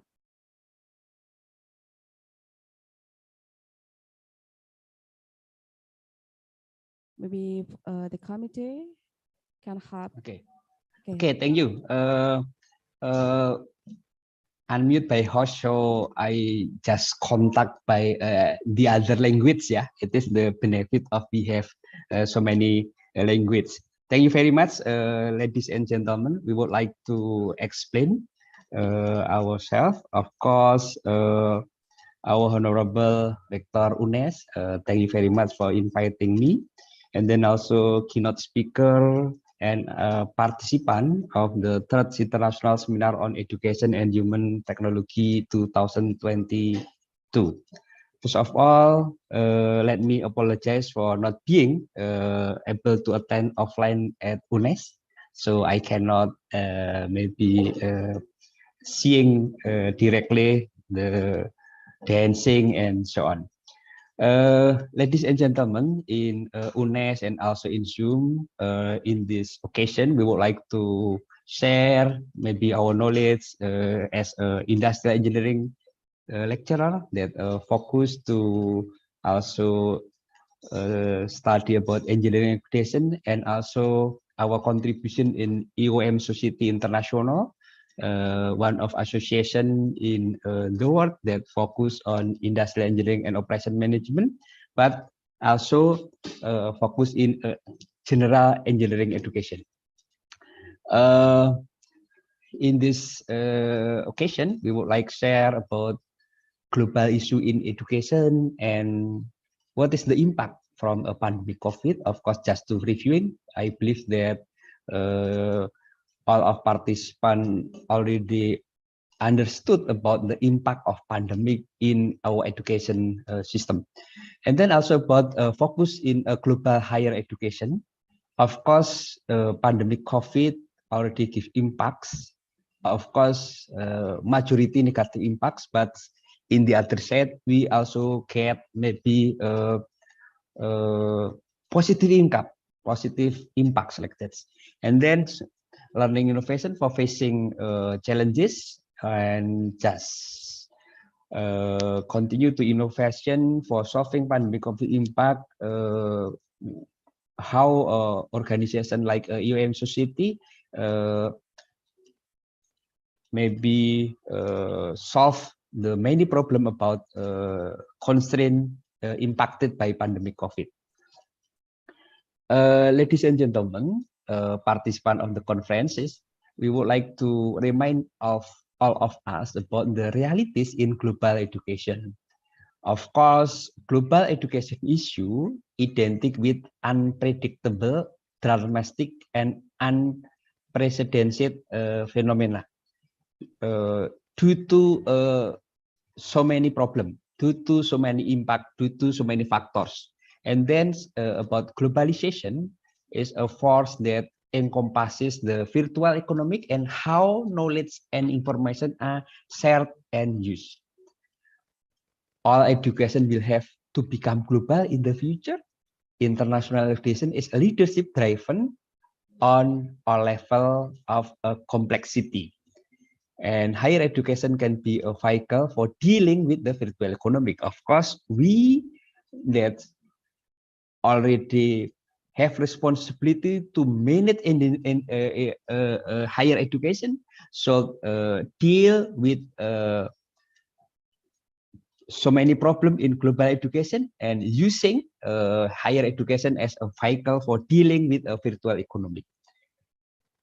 In the other side, this is very important to make a solution. The challenge in global education is the challenge about the number, the challenge about the quantity, the challenge about the access, pedagogy, but actually the most important one is the challenge of change of mindsets. As we know that educating students in a tomorrow need a change of mindset to carrying, collaborative, creative, critical, and also global. In the other side, we got shocks to education and educational disruption due to the pandemic COVID during maybe almost 3 years remain. Learning disruption, we have so many problems to teach our students, to learn our students, decrease access to educational and research facilities. So many research projects may be stopped or canceled because we cannot access laboratory facilities. Of course, we also cannot give a learning process to our students, and maximally that can be impacted to job losses due to the competence decrease, and also maybe the job seeker also a decrease. But in our focus, maybe like or dislike, we should say that the quality of our learning and education will decrease impacted by a pandemic COVID. So, and then also impact to increase the student dips, increase the student fail in their study, and so on and so on. This is the reality that the pandemic conflict impacts so many shocks to the education and also educational disruption. In this slide, we would like to remind us, this is the process of higher education, not only learning and teaching, but also give academic atmosphere, that how we maybe interact with our students, and then how also we manage the program, and so on and so on. Pandemic complete impact have so many consequences for the teaching and research in the present and in the past. For example, teaching and learning process due to physical distancing. Actually, the solution, we conduct learning process and teaching process by learning a distant learning strategy. but so many technology shocks and shortage. For example, maybe all of us as a lecturer still have a problem how to use the technology to learning and teaching. And then also about the problem about the infrastructure of technology, about the knowledge, not only for a teacher, but also for students. And then the problem more bigger about the learning atmosphere. We using online system, maybe the main problem, the expensive that we should pay is about learning loss for psychological atmosphere and learning engagement. As we know, as a teacher or as a lecturer, or as we should deliver about the characteristic, about the pedagogic competency, about the some mindset change. This is very difficult by online system. So many problem about psychological atmosphere and learning engagement, of course. And then about the teaching and learning evaluation, very difficult to evaluate student learning outcomes. Maybe if online system, maybe examination, so many student answer with same answer. So we difficult to maybe make a differences, leveling and so on and so on. And then about also research projects, obstacle to access the research equipment and object study. So the COVID pandemic, not only we are not difficult to access, but harm research productivity and mental health. If we maybe always conduct, maybe for example, to conduct a survey for the real system, because so many constraints about COVID, then is impacted to the researcher productivity and also mental health. We may be afraid to conduct a research. And then for 2 until 3 years, maybe the accumulate make maybe very difficult to transform to the normal again, like that. But we should fighting COVID-19 technology, maybe technology, digital innovation, and of course transformation. We appreciate Faculty of Education UNES that conduct the conferences, maybe to collect the lesson learned from the many speakers, many researchers, to how we solve the problem about COVID-19 impact in our education. Just reminding that in Indonesia, this is specific from Indonesia, maybe we can compare also with a Hong Kong University. That's the best, one of the best university in the world. Yeah, discovery opportunity to meet the change in Indonesia. Actually, change about the legal entity state of university. UNES, of course, still transfer to PTNBH. Yeah, of course. If already PTNBH, then UNES have autonomy. So if UNES have autonomy, so a higher education with more agile organization and constantly learning organization, so that it will be able to carry out in innovation and adaptation faster, like that. We hope that, yeah, UNES can as also a legal entity state university too. And then change in knowledge creation, change in education model. We should innovative to change in education model, and also change in aim at tapping the potential of information and communication technology in the create and disseminate the knowledge. Of course, also change in social responsibility and knowledge transfer. So for number one, change in university as institution, we hope that the legal entity state university as a solution. And then the number 2 and number 5, maybe change in the educational model. Please check our study program is already transform your curriculum kafah, ya, totally by using outcome-based education, outcome-based curriculum, outcome-based learning and teaching, outcome-based assessment and evaluation.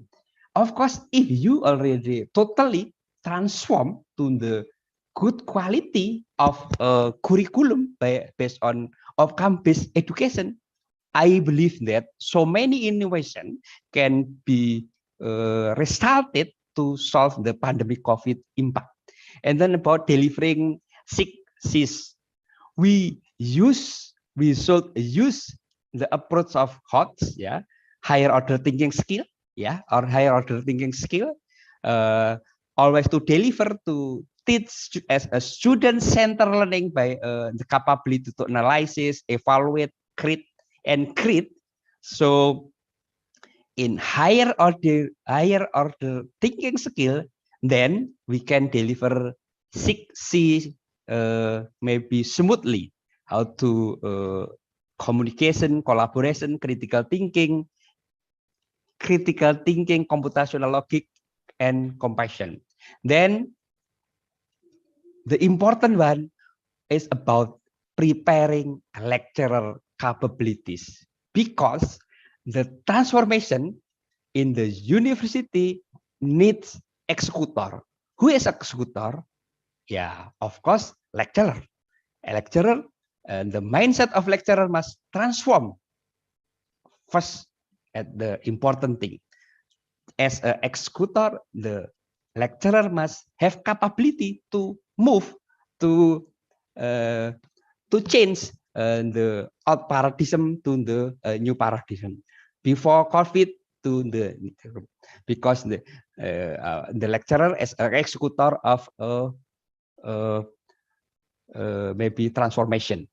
We should fighting pandemic COVID, of course, using innovation and transformation. We would like also in this slide, maybe just review for us, especially for Indonesian participant, and just inform to our colleague from Hong Kong University that Indonesia have its key performance indicators as the foundation for transforming our education.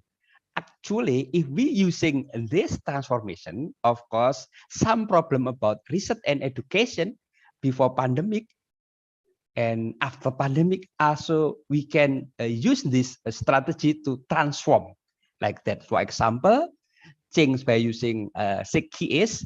Of course, in Indonesia, we know the curriculum of Merdeka Belajar Kampus Merdeka. Maybe we can state as independent campus, freedom to learn. Actually, this is specific in Indonesia, and maybe this is one of the strategy of our ministry to jump up our education quality. For example, we improve curriculum by using outcome-based education. We improve graduate by learning and teaching improvement using delivering 6Cs for HOTS. And also we improve the lecturer, faculty member, by using preparing our capability and the capability of a lecturer to execute the change. Next, as I am as a EOM society leader or chairman in Indonesia, we already joined for maybe 3 years remain later, and so many lessons learned that we can use to solve the pandemic COVID. I already maybe cited the International Commission of Future of Education established by UNESCO in 2018. There are 9 ideas for concerted action today that will advance in education tomorrow. So this is need our transformation process. One is about the strengthening public commitment to education as a common good. It's mean that need every people have understanding that this is very important to strengthen public commitment to education is as a common good. And then the second about an expanded understanding of the right to the education, and then teaching profession and teacher collaboration is very important. And then student participant and rights is also needed to emphasis protecting the social space for transformation and education, and then free and open source technologies, and then scientific literacy to within a curriculum base, and of course finance is needed, so focus to using the financing for improving the education is needed, and a global solidarity. So I think one of this conference maybe get resulted maybe increasing the global solidarity, for example, like that. We would like to share our experiences, how to solve pandemic impact by using UM society organization that have a focus to discuss about global engineering education. Of course, the one of objective in UM global engineering education is addresses the issue of a readiness of engineering graduate from various parts of the world. One of the main thema of the series is how to reduce readiness gap around the world. In the pandemic COVID era, EWAM provides various solutions. For example, how EWAM global engineering education move or how to reduce the readiness gap around the world. We have target to strengthen public commitment, extended understanding the right to the education, and also global strategy, global solidarity. We have so many series conferences that related to a global engineering education until 2022. Maybe series in enter to 31 series. So we have, for example, we will also conduct 34 UM Global Engineering Education that maybe collect so many solutions to make connecting people that focus about education. Of course, because UM based on engineering, we add by global engineering education, but some in general, so many same strategy problem. And then how we support the lecturer have capability teaching professional meet with teaching university.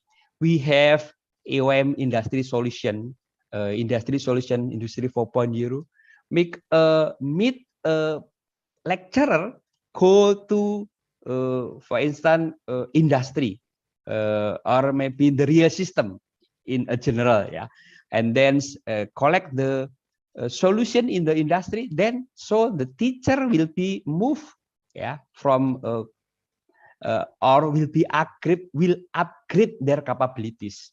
Of course, professional and lecturer meet is very important. So UM give a showcase, give a mechanism, give a place to make them meet, and collaboration like that. And we have more than 100 countries member. So global network is very strong in the UM society. And then the important one is about the students. We know that students also have so many problems with globalization, with the right, and also with the impact of pandemic. We have so many programs. UM, for example, university can establish the UM student chapter, then have a program about leadership, communication, and then networking, and then also skill enhancements. And the important is about the culture exchange. So the student can share and then also increase their understanding about the diversity of the culture in the world. And then this is about the main technologies for teacher and student. As we know, that's depend on the history, depend on experience in 2019, yeah, with pandemic COVID occur, so many technology maybe disrupt, yeah. So many organization must change by using maybe a technology platform. For example, also UM using some platform for organizing their activities, still focusing to improve learning and teaching, improve international accreditation by a virtual. UM have apply a virtual event platform to manage all virtual event like webinar, live streaming, and also conferences. Of course, we also always give the theme about lesson learned from the technology, digital innovation, and transformation for fighting pandemic COVID in education. Then the cyclus input, process, output of, and feedback of educational still can manage and improve from time by time, because the activity still running well and also improve by time to time. And then about research collaboration platform and financing society. UM also have a practically how to scientific literacy within a curriculum base and finance of the public education. UM give award, UM give incentive, UM give allowance for funding activities to reduce the readiness gap around the world. For example, UM awards, we have Frederick Tyler Awards, and also Global Engineering Education Award, for example.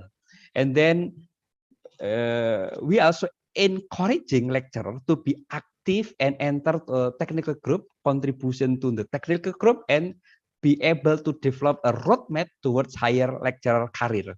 Of course, if UM Society International addresses the issue of the global education, then there are various level of readiness engineering graduation from various part of the world. One of my theme is how to reduce the readiness gap of engineering graduate around the world. Ladies and gentlemen, and all of participants of the conferences, in the end of our presentation, we would like to give a recommendation. Global education challenge and the COVID pandemic must be faced with the challenge for changing our mindset. This is the first important in our suggestion. And then the second, pandemic coming impact on the future teaching and research should be faced with maybe 9 ideas for concentrate action today that will advance education tomorrow. Solving pandemic COVID impact together with society provide many innovative solutions that can be used to solve problems. As a lesson learned, UM Indonesia chapter provide some innovation to support learning and accelerate lecturer careers through UM society activities. And then the last one, the most important word in the transforming education in a post-pandemic COVID is using optimistic thinking to execute the innovative program in maybe, for example, global engineering education. Thank you very much. It's all our presentation, and Assalamualaikum. Waalaikumsalam warahmatullahi wabarakatuh. Terima kasih Bapak. Thank you very much. Yeah. A point to be highlighted that there are some innovations for solving pandemic of impact that we can consider to face the global higher educations. Also to answer the challenge of mindset change. One of them is preparing the lectures and students' capabilities. Thank you very much, Professor Dr. Wahyudi Sutopo. And ladies and gentlemen, we go to the next presentations. The last speaker will be Mrs. Cecilia Bishop. But before we get started, I want to take a few minutes of your time to see her short biography.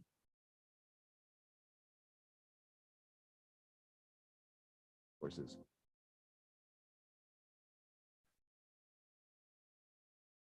From Darling Heights State School, Australia. Cicely Bishop is a teacher at the Darling Heights School. She is vice principal and teacher in the Darling Heights School, Toowoomba, Queensland, Australia. Experienced senior teacher, Indonesian language, and the creative arts. Cicely Bishop is a teacher of Indonesian language, primary and high schools, 1994 to the present. Has received awards including 1. Recipient of Toowoomba Australia Day Community Event Award for ongoing work in the Toowoomba Languages and Cultures Festival, 2014. 2. Level 4 Certificate in Teaching English to Speakers of Other Languages, CELTA, Institute of Continuing and TESOL Education, University of Queensland, 2008. 3. Recipient of Australian College of Educators Kath Dixon Award for Excellence for contribution to education in the Darling Downs region, including work to establish the Toowoomba Languages and Cultures Festival, Small World Big Family, 2006-4. Certification in Choice Theory Reality Therapy Lead Management, William Glasser International Institute, 2002. Thank you. Now moving along to our sessions, please welcome Mrs. Cecily Bishop, who will be speaking to us on communicative language teaching and learning. Please welcome. Thank you. Thank you, everyone. Yes, Ms. Good morning. Yes. Selamat siang. Selamat siang. Yes, the time is yours. Okay, terima kasih. Selamat siang, ibu-ibu, bapak-bapak, dan rekan-rekan sekalian. Maaf sebelumnya kalau ada kekurangan dalam bahasa Indonesia saya atau informasi saya. Nama saya Cecily Bishop dan saya adalah guru bahasa Indonesia dengan pengalaman cukup lama mengajar di beberapa sekolah dasar dan sekolah menengah atas di Queensland selama hampir 30 tahun. Saya bukan seorang akademisi, tetapi saya berbicara kepada Anda sekalian pada hari ini sebagai seorang praktisi. Dalam presentasi ini saya akan berbagi pengalaman menggunakan CLT sebagai strategi yang saya terapkan selama mengajar. Saya percaya sebagai guru bahasa, Anda mungkin sudah pernah menggunakan beberapa strategi berikut kalau Anda adalah guru bahasa atau guru mata pelajaran lain. Semoga informasi dalam presentasi ini berguna buat Anda sekalian. Sekarang saya berbicara dalam dua bahasa atau bahasa Inggris juga ya. I was asked to contribute to ISEHT by presenting what is about best practice here in Queensland where I work. And I believe languages connect people across the world. It's really important subject among all the other subjects. In this post-pandemic world, it's very different from your experience in Indonesia. We've had only about 5 weeks where the students were not attending the schools, and that was last year. So we've done mainly face-to-face, and my presentation treats with face-to-face strategies generally, but can be transferred very well to a variety of technology and online e-media. So I was asked to contribute to ISEHT by presenting the underpinnings and strategies of language learning in Queensland. So my presentation is about communicative language teaching and learning, the learner-centered approach. So this is on the next slide. We have 2 points. Communicative language teaching is focused on language. Sorry, the next one after that. Thank you. Slide 3. Yes. Communicative language teaching is focused on language learning and the language learner and using the target language to communicate meaning. So it's all about the students and their needs, and the teacher provides the content through the communicative lens, which is basically trying to allow the students to go through their learning through using the language at all times. The next slide. Thank you. There's a few conditions that need to be observed. So number 1, setting the learning environment by providing inclusive and supportive conditions. And I'll go through these in depth further along. Number 2, teacher and students need to be active. Number 3, always using communicative strategies for learning. Number 4, applying the relevant curriculum within syllabus guidelines, within the guidelines stated by the governing body of any education institution. Number 5, releases responsibility to students gradually. Number 6, incorporates intercultural language learning.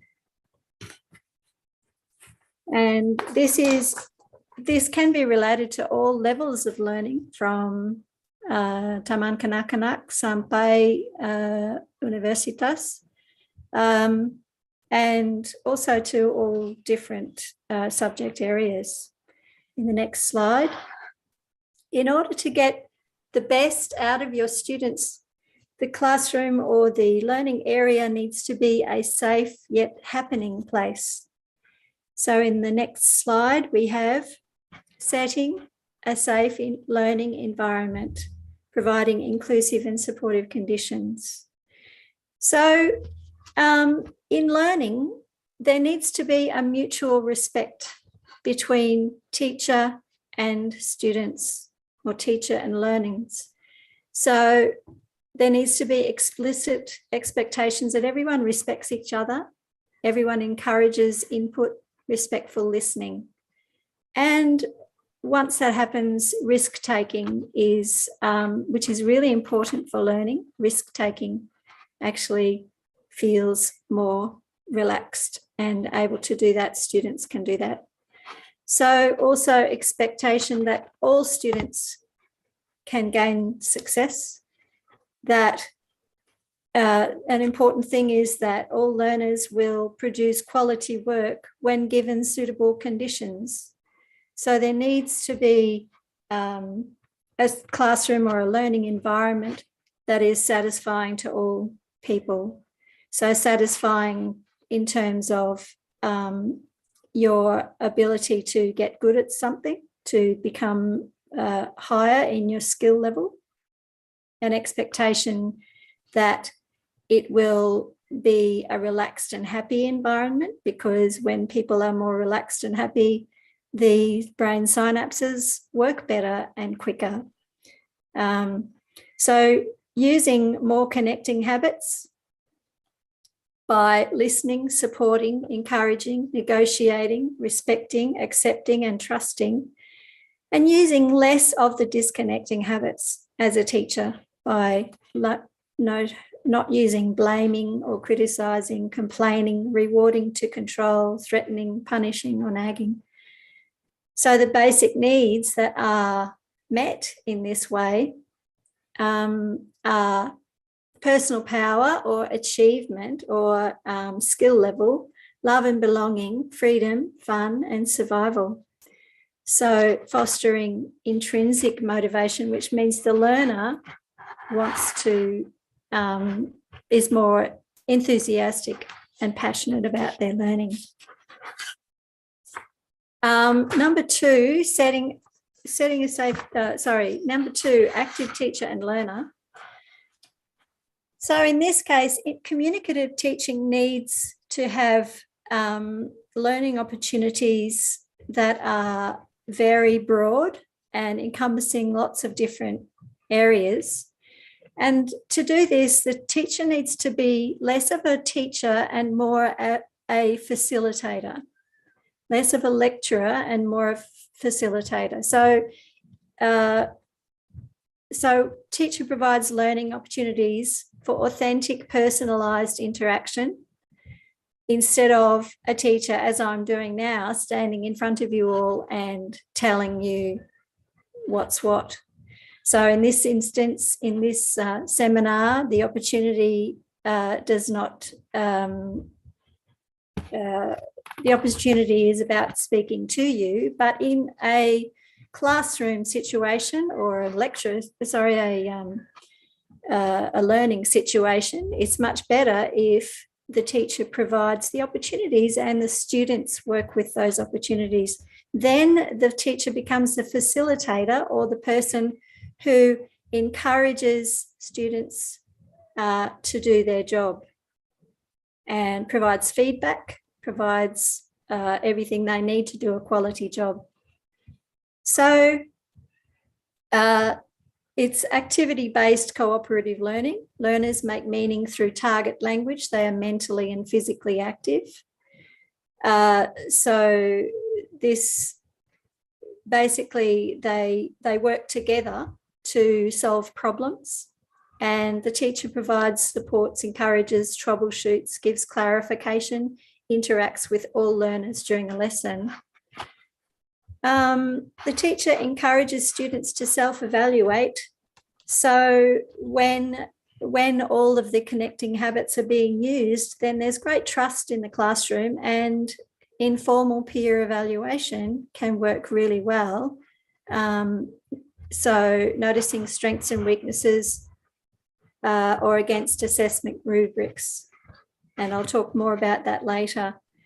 So also, as the teacher moves around the space, either virtual space or in the classroom space, they notice general or specific errors, and they can be addressed after the activity so that there is less focus on people doing the wrong thing.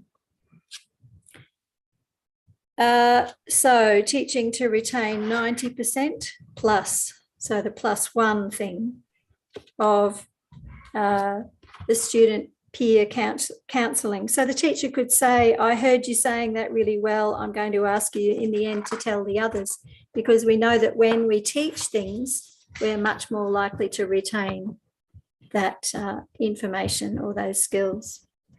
So slide number 3, communicative strategies, the next slide.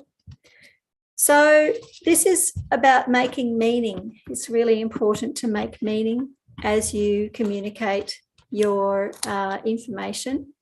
So it needs to be authentic and real life social context instead of taking an exercise from a book or a textbook.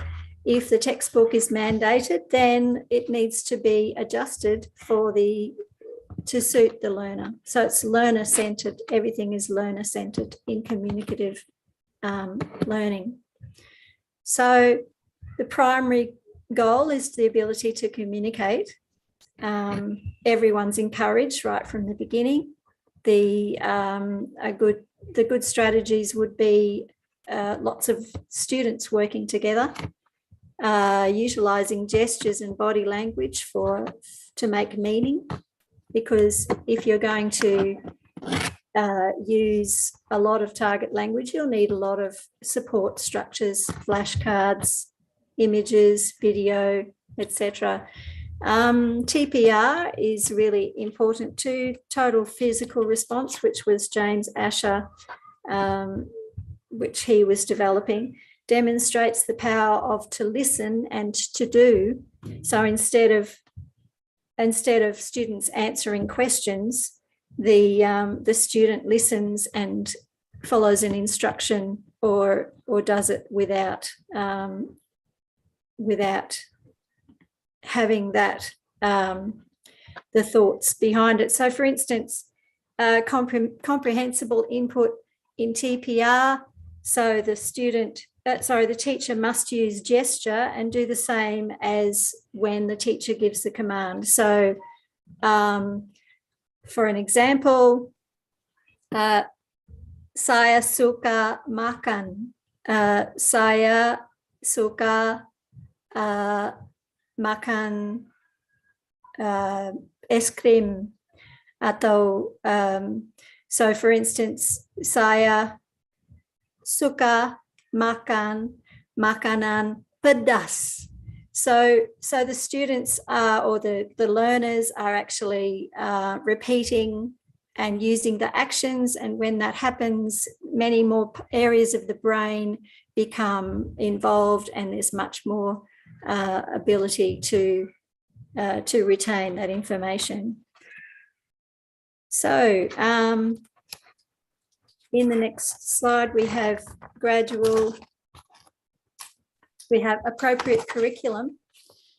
So in the appropriate curriculum, the syllabus that we use here in Queensland is much different, probably, of the syllabus for language learning, much different to the one in Indonesia, no doubt. So we're all mandated to apply certain curriculum, but the way you do it in the classroom assists the learner to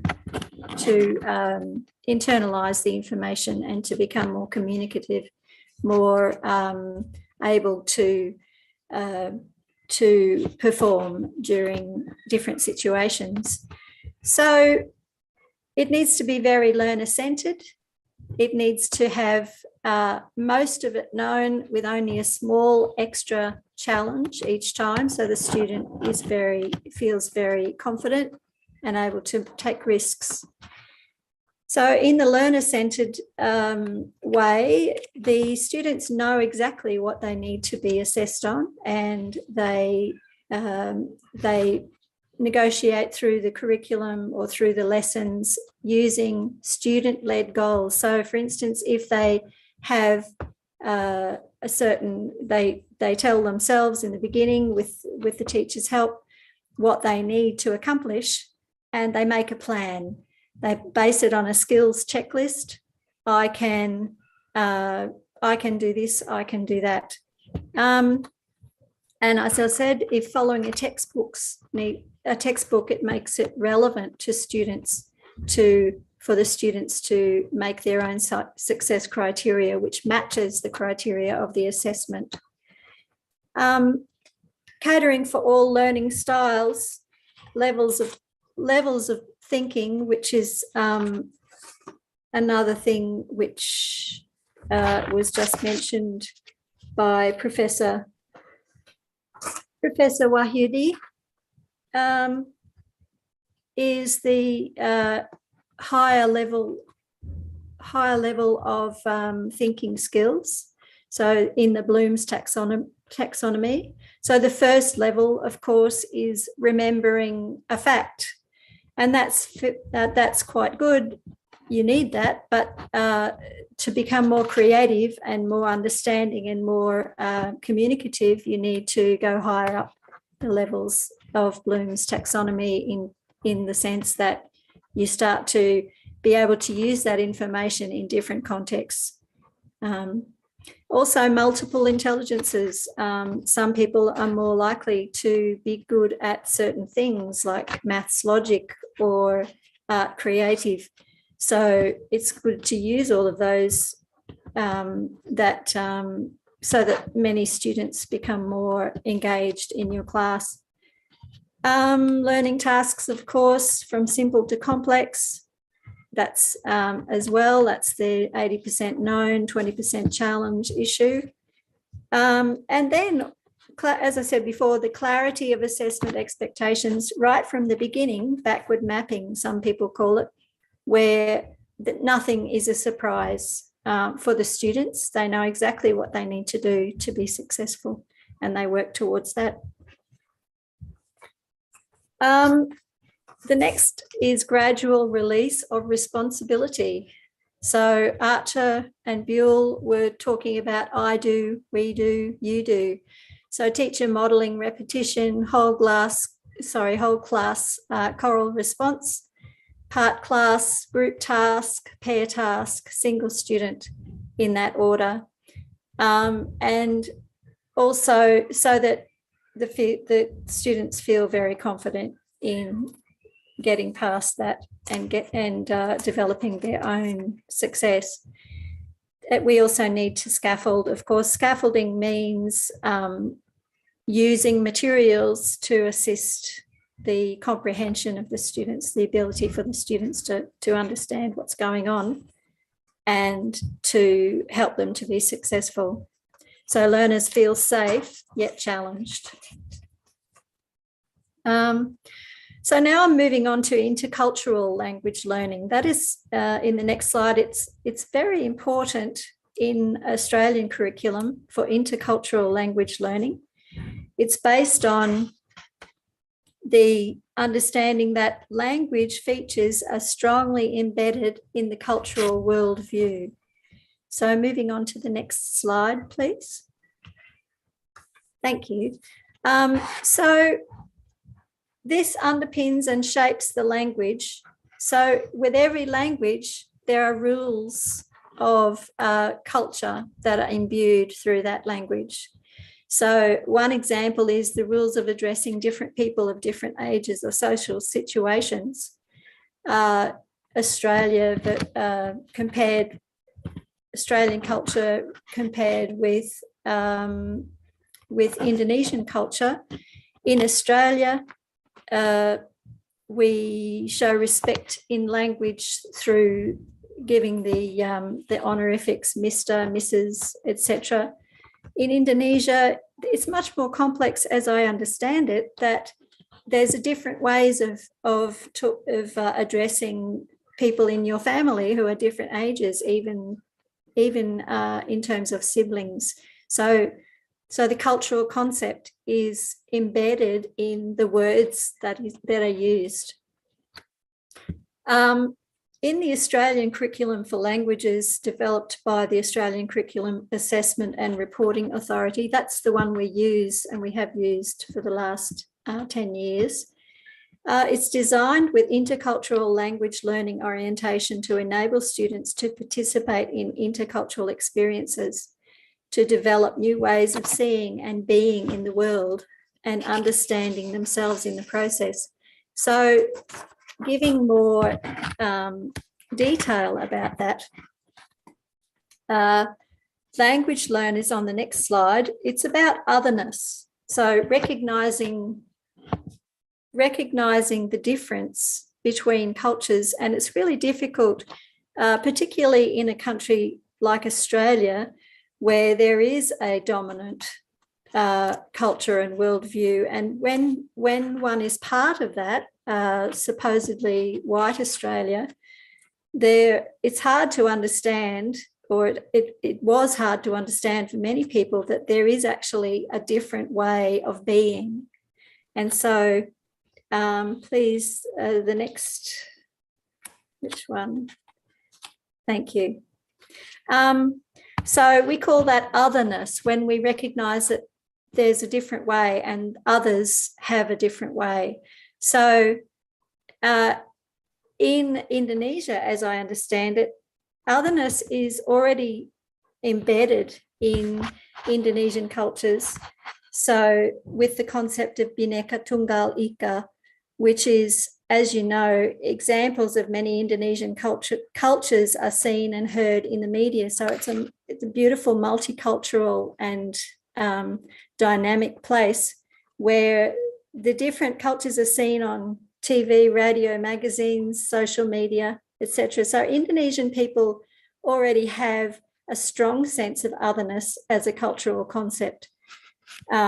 Here in Australia, of course, we are working towards that, and one manifestation of that is that languages has never been a very strong, learning a different language has never been a very strong idea for many Australian people. They think that English is enough, but as languages teachers, we try to bring the world together, bring people of the world together by showing our students that there are actually different ways of living and being in the world. And so as language and culture is inextricably interconnected, the ideal is obviously to learn the language in the target country.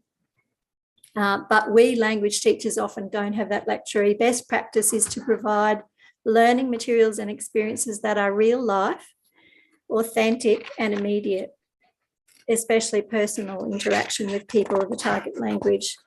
For example, pen pals. And pen pals or other ways of virtual interconnectedness in the classroom is the best way, because that creates a very strong communicative focus for learning of the language, or indeed of any subject area. So moving on, there is I'd just like to show you now a couple of, in the next slide, there's examples from the Indonesian curriculum. And in that, the role of language and culture, students understand that language is not neutral. And on the next slide, thank you. And its use reflects cultural ideas, assumptions, and perspectives. So, analysing culture-specific values in language, such as respect for diversity, social justice, and social responsibility. For example, as I said, Bhinneka Tunggal Ika. Others could be gotong royong, budi pekerti, selamatan, and comparing your own language and culture. So, as you're reading down there, you can see that it's embedded in the curriculum that the inclusiveness is of learning the language it's so interconnected. Languages and cultures are interconnected, and you can't really learn a language without learning about the culture of the people that you're learning the language of. In the next slide is the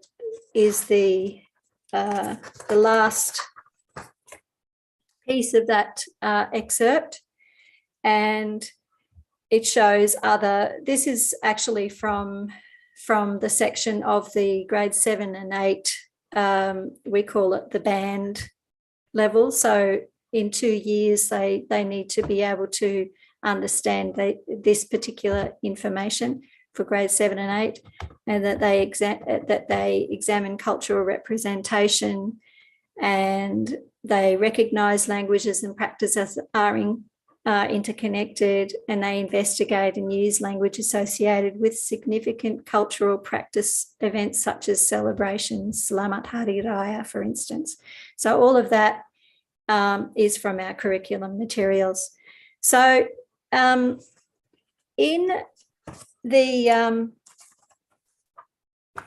so I've come to the what next slide, which means how do we assist teachers to achieve excellence in their teaching of intercultural and communicative learning. And that is creating supportive networks and working groups. So I know personally the most learning that I have achieved is through working together with a group or many different kinds of groups as collegial support.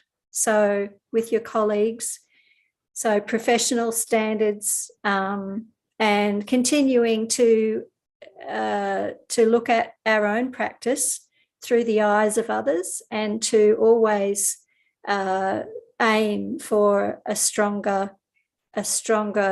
professional practice. The way to do that for most people is to become a part of a group and dynamic discussion.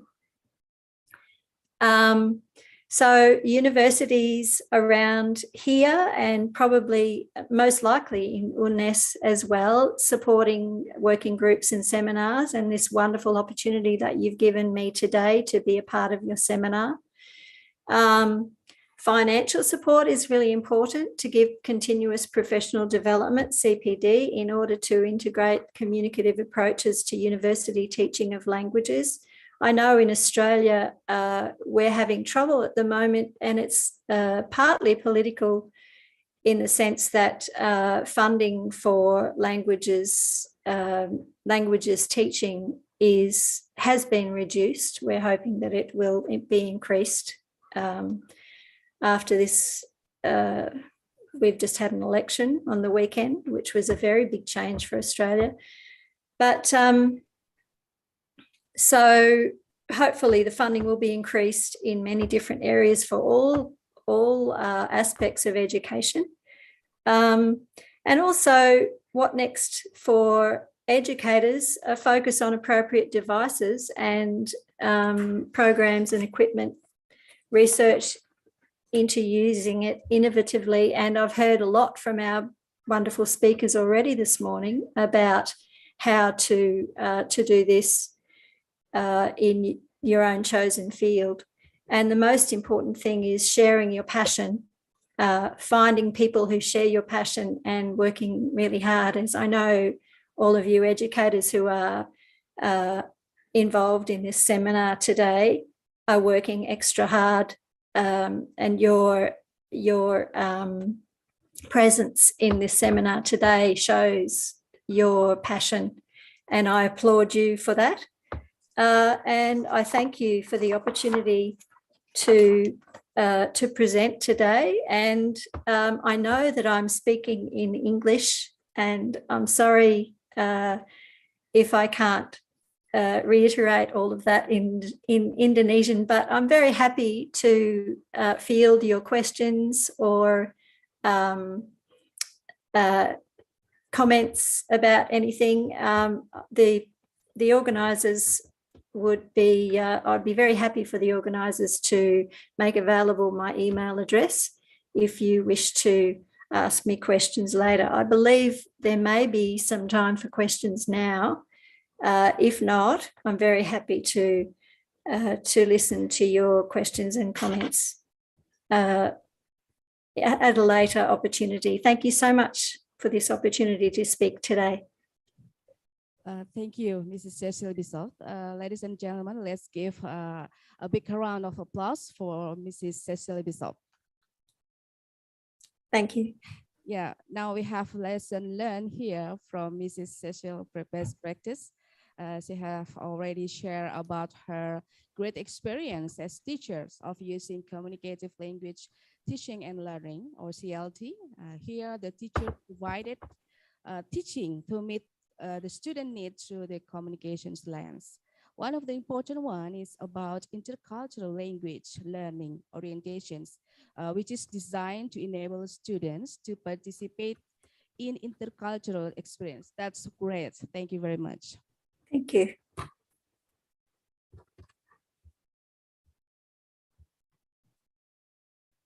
Again, thank you very much, Dr. Daniel Churchill, Professor Dr. Wahyudi Sutopo, and Mrs. Cecily Bissoff for very informative and interesting talks. Now we come to the question and answer sessions. Here we have only 30 minutes to these sessions. There will be one session for 3 or 4 questions, and all participants are welcome to ask questions. And you can directly raise your hand and ask your questions, or you can post your question briefly in the chat room. And don't forget to write your name. Maybe for the first opportunity, will become for the offline participant here. Maybe the committee, we have.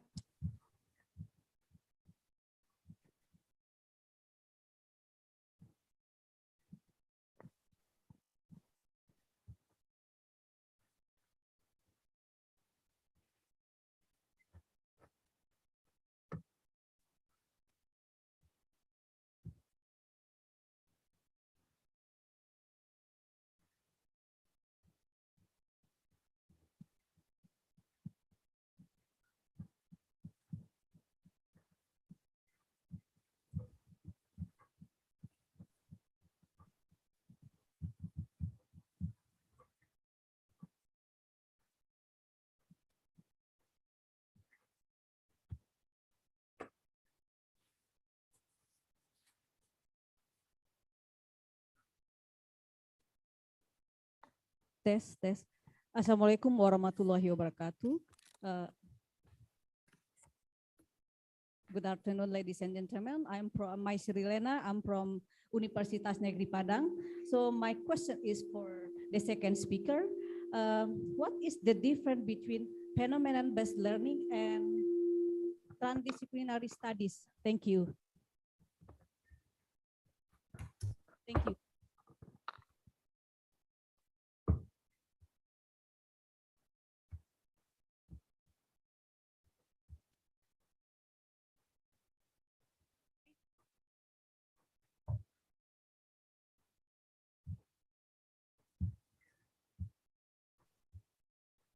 Check.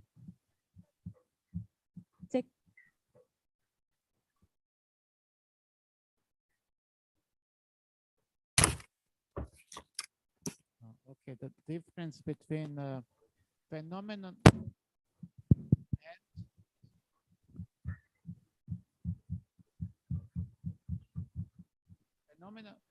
phenomenon-based learning. Yes. And the second one.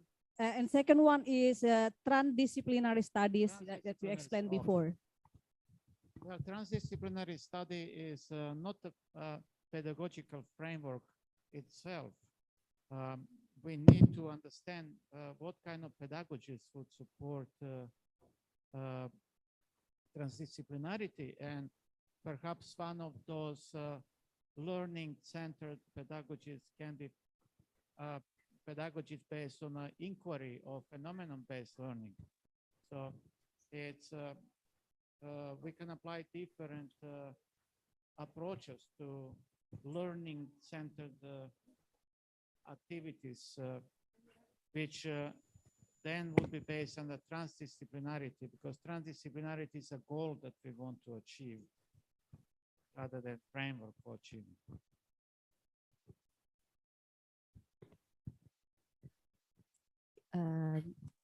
Yes, you get the point. Yes, thank you. Okay, maybe if there is any another questions from participants who joins offline here. Ibu Dewi mohon izin, Bu Yuli mohon izin, ada beberapa pertanyaan dari kolom chat. Apakah bisa saya bacakan? Boleh, silakan. Baik. Baik, pertanyaan dari Bapak Eshel, psikologi, pertanyaan kepada presenter, mungkin bisa 1, 2, dan 3. Selama pandemik yang lamanya 2 tahun dan pasca pandemi, kita semua apakah merasa ada kekhawatiran terhadap pendidikan nilai, moral, dan karakter pada peserta didik? Apa kesulitannya mengembalikan situasi normal untuk pendidikan karakter tersebut? Dan bagaimana menghadapi tantangan bersama untuk mengembalikan fokus pada pendidikan karakter pada umumnya dan karakter Pancasila pada umumnya. So the question from Mr. SL is, we have pandemic in the last 2 years, and after that we have changing, especially in the character and moral education. So how we face the challenges about this one, and how, especially in Indonesia, how we can face the challenges to replace, memperbaiki, to fix the character education and Pancasila education. Thank you. Question for me? The question is for all the speakers. Maybe the first time. Okay, well, that's a very interesting question. I would start by thinking about who defines what is a good character and what is moral. That's a very big philosophical question of, I think the important values today to be ethics and integrity. That's a very important. Traditionally, citizenship education has been considered as in some way loyalty to institutions, but is that with all this kind of people who are online connected to information and to each other, are we able to enforce this kind of vision of education that is based on predetermined values by, for example, by governments. So I think what needs to be a guiding post for us in determining what should be character and moral education should be determined by those values which are significant for development of humanity. And I think that UN sustainability goals have presented some of this vision for us to unpack and understand in a local context. So much more thinking, much more work needs to be done in order to grapple with that issue of what is to be kind of good citizen, civil and moral education. Yes, maybe the most important is the first determining what is the characters itself, and then determining what's the value to be transferred. Okay, is there any other questions from the chat box?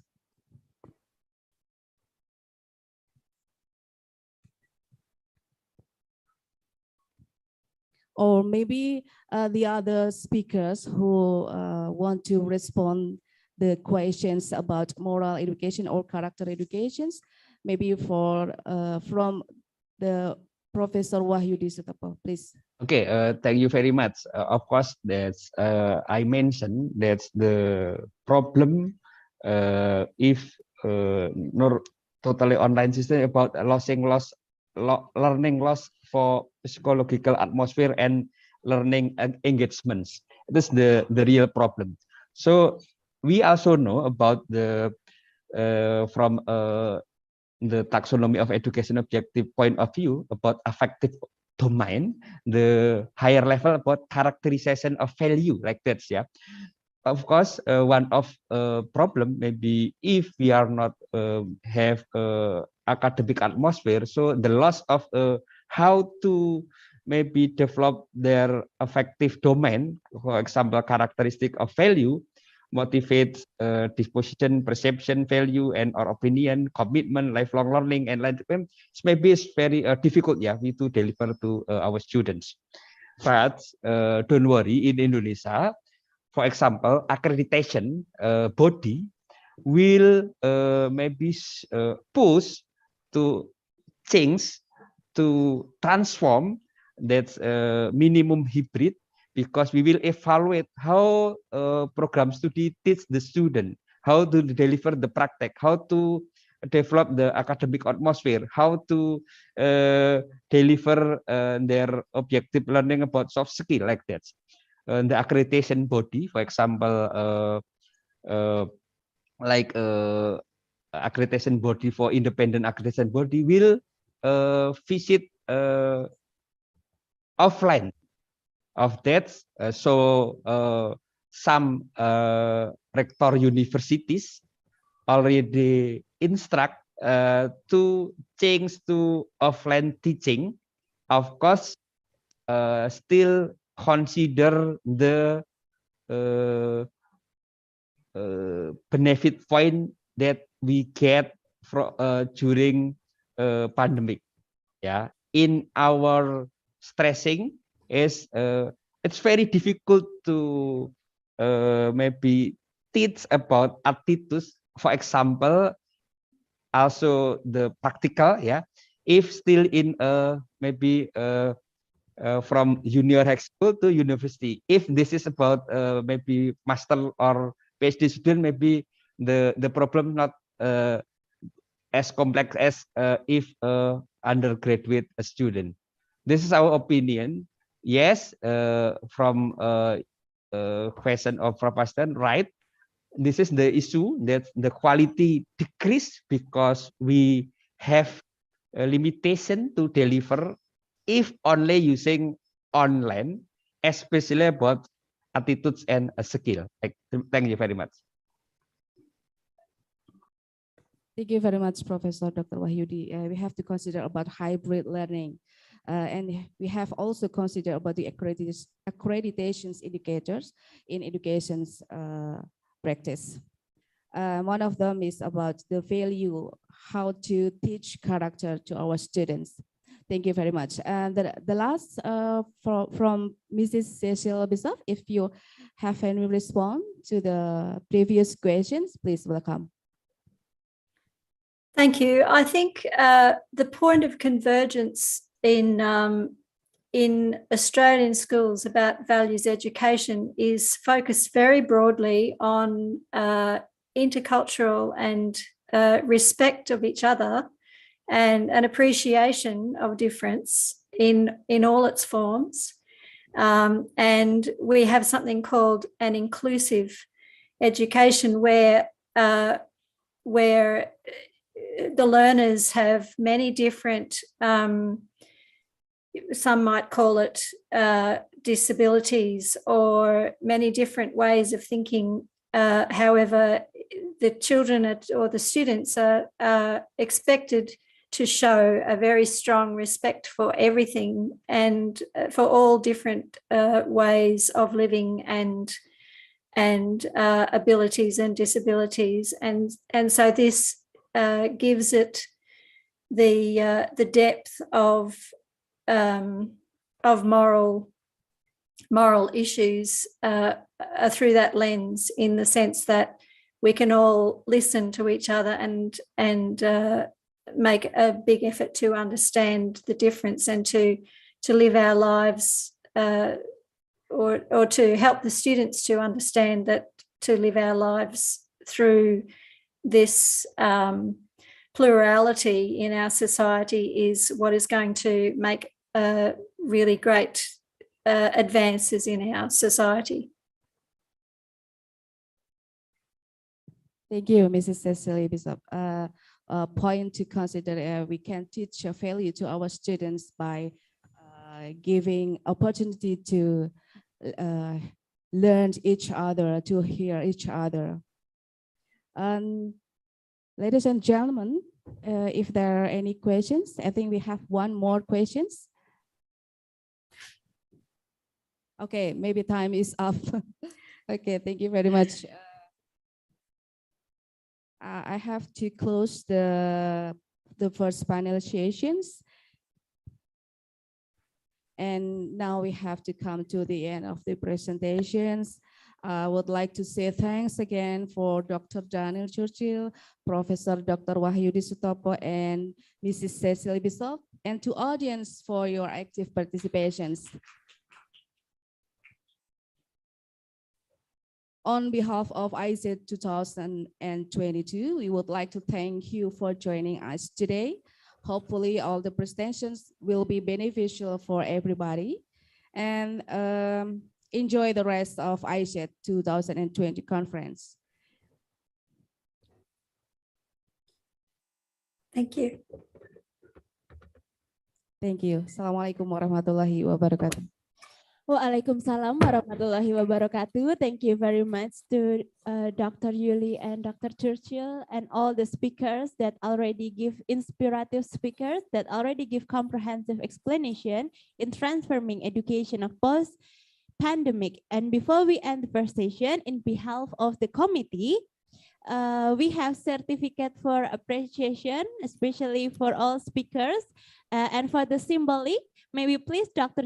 Daniel Churchill to come to the podium to receive the certificate of appreciation that will be given by Vice Dean of Academic to Dr. Farid Ahmadi. Maybe to give the symbolics for the certificate and souvenir. Yes, sir. Maybe here.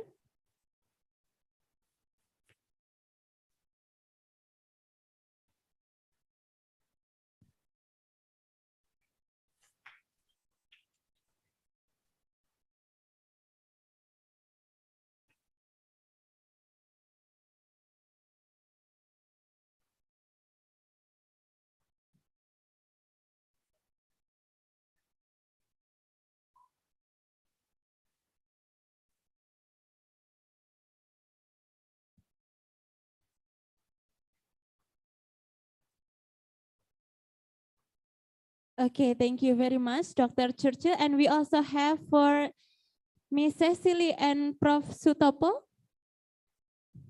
Thank you very much because Miss Cecily and Prof. Sutopo cannot come to offline, so we only have this a certificate for the symbolic.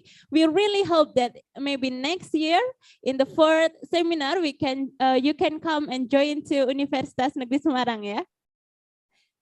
Terima kasih atas undanganmu. Terima kasih Miss Cecil, terima kasih Bapak Wahyudi. Okay, ladies and gentlemen, and that is the first session of the panel discussion. Dan apabila Pak Sutopo atau Bu Cecil ada aktivitas lain, mungkin bisa kembali melanjutkan aktivitasnya Bapak. Sekali lagi kami mengucapkan terima kasih atas kehadirannya. Thank you very much. See you next time. See you next time. Thank you. Okay, and ladies and gentlemen, before we start the second session, we will announce the winner of creative video competition for early childhood education and primary teacher level. Bapak dan Ibu sekalian, sebelum kita memulai sesi diskusi kedua, sesi panel presentasi kedua, kami akan mengumumkan juara lomba video kreatif yang dilaksanakan oleh Fakultas Ilmu Pendidikan Universitas Negeri Semarang dalam rangka Dies Natalis UNES ke-57. Lomba ini diikuti oleh ratusan guru inspiratif dan kreatif yang terbagi menjadi 4 kategori, yakni PAUD dan TK PAUD, kemudian sekolah dasar, jenjang sekolah dasar, jenjang sekolah menengah pertama, dan jenjang sekolah menengah atas. Mungkin sudah ada hadir di sini ya beberapa para peserta yang mengikuti lomba video kreatif. Apakah deg-degan? Lomba ini sudah dimulai dari bulan Februari ya sepertinya, dari bulan Februari, dan sudah dilakukan penjurian ketat, dan inilah pemenang lomba video kreatif untuk jenjang PAUD dan SD.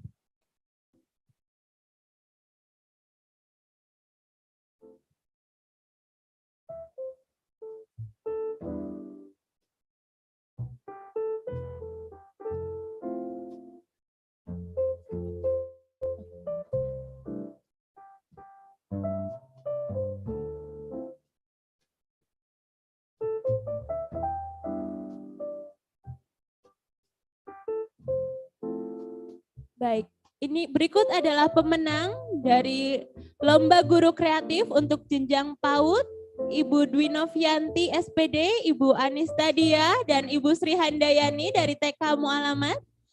Selamat kepada para pemenang.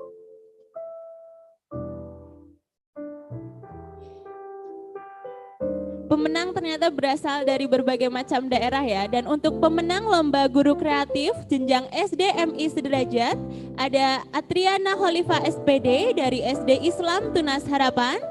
Kota Semarang ada Bagus Kurniawan SPD dari SD Al Islam Pengkol Jepara, Kota Jepara, dan ada Ibu Tuti Susanti SPD dari SD Negeri 2 Binangun. Selamat kepada para pemenang, dan mohon apakah ada beberapa pemenang yang disebutkan di sini hadir di Zoom mungkin? Baik, sekali lagi kami ucapkan selamat dan silahkan untuk para pemenang agar dapat menghubungi ke panitia. Okay, ladies and gentlemen, let's continue our second session parallel. And in this session, we will be moderated by our inspirative moderator,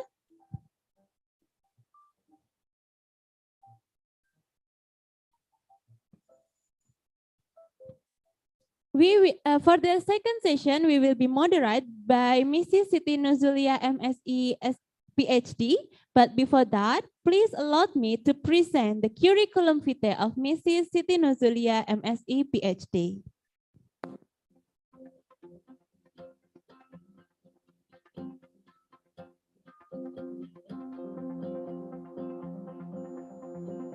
Siti Nuzulia, SI, M.Sci. Ph.D. from Universitas Negeri Semarang. City Nusalia, SI, M, C, PH. D.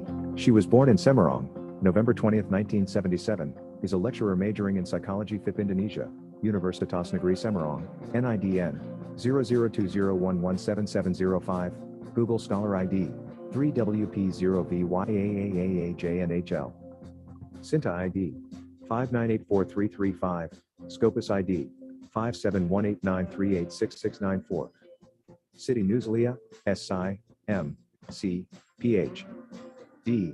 Obtained a bachelor's degree in psychology, Universitas Ahmad Dahlan Yogyakarta, Indonesia, graduated 1999. Master of Industrial and Organizational Psychology, Universitas Gadjah Mada, Indonesia, graduated 2004. Doctoral degree in the University of... Okay, that is the brief curriculum vitae of Mrs. Siti Nuzulia, PhD. Miss Siti Nuzulia, please, the floor is yours. Thank you, Mbak Vina. Bismillahirrahmanirrahim. Assalamualaikum warahmatullahi wabarakatuh. Good morning, everyone. You still have energy to follow the next session?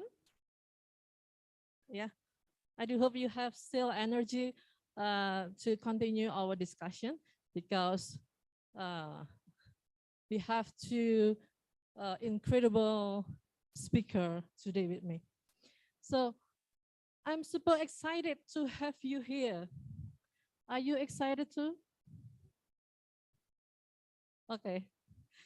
I'm very excited about the conversation we will have today, because the main theme of this conference is fit with our condition nowadays: transforming education in a post-pandemic world, consequences for future teaching and research. As you know, education is always be a hot topic, not only because education is a social process by which individuals learn the things necessary to fit them to the social life society, but more than that, because education is a basic human right and the foundation to build peace and drive sustainable development. We can see so many evidence that we can't control, that we can't return to the world as it was before, because pandemic COVID-19. That's why we need to formulate how education should be the answer to prepare our society of this changing. And I do believe that today's discussion will give us insight for how post-pandemic education should be. We have two amazing speakers who will be sharing their expertise with us. And when I said amazing, I really mean it, because they are really amazing. What's special about these two is that they are both experts in their area. The first speaker, I will call her after this, is an expert in curriculum and instruction, especially in language, literacy, and culture. And the second speaker, I think he's already online from 1,500 kilometers away from us right now in Kuala Lumpur, Malaysia. He is an expert in teacher education, particularly in Arabic language education. And we have already prepared the CV video. Please, we can watch together.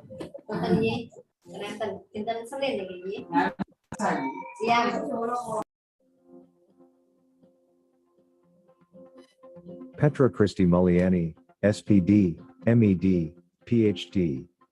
From Universitas Negeri Semarang. Petra Christy Muliani, S, PD, M, ED, PhD.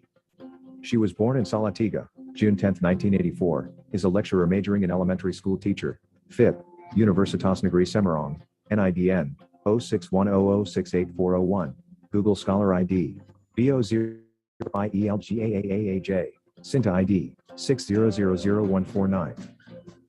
Petra Christy Muliani, Ph.D., obtained has bachelor's degree English Language and Literature, Satya Christian University, Salatiga, Indonesia, graduated 2006.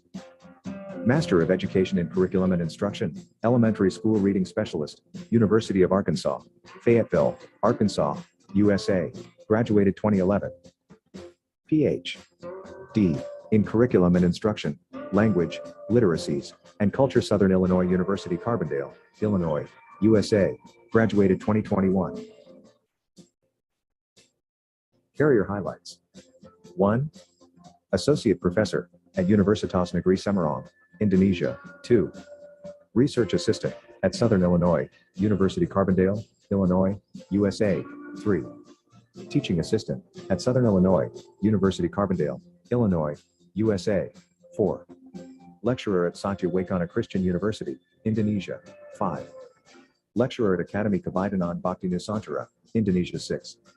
Teacher at Pangudi Luhur Junior High School, Indonesia. Petra Christy Mulyani has received awards including Dissertation Research Assistantship Award, 2019. Jane Murray and Myrtle F. Lee Scholarship, 2018. SIDU Ethics Training, 2020. Annual Harassment and Discrimination Prevention Training, 2020. Associate Professor Dr. Zawawi bin Ismail from University.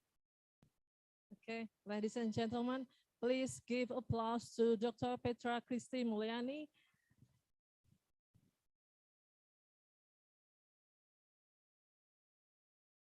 Yeah, please sit down here, or I think you can sit here.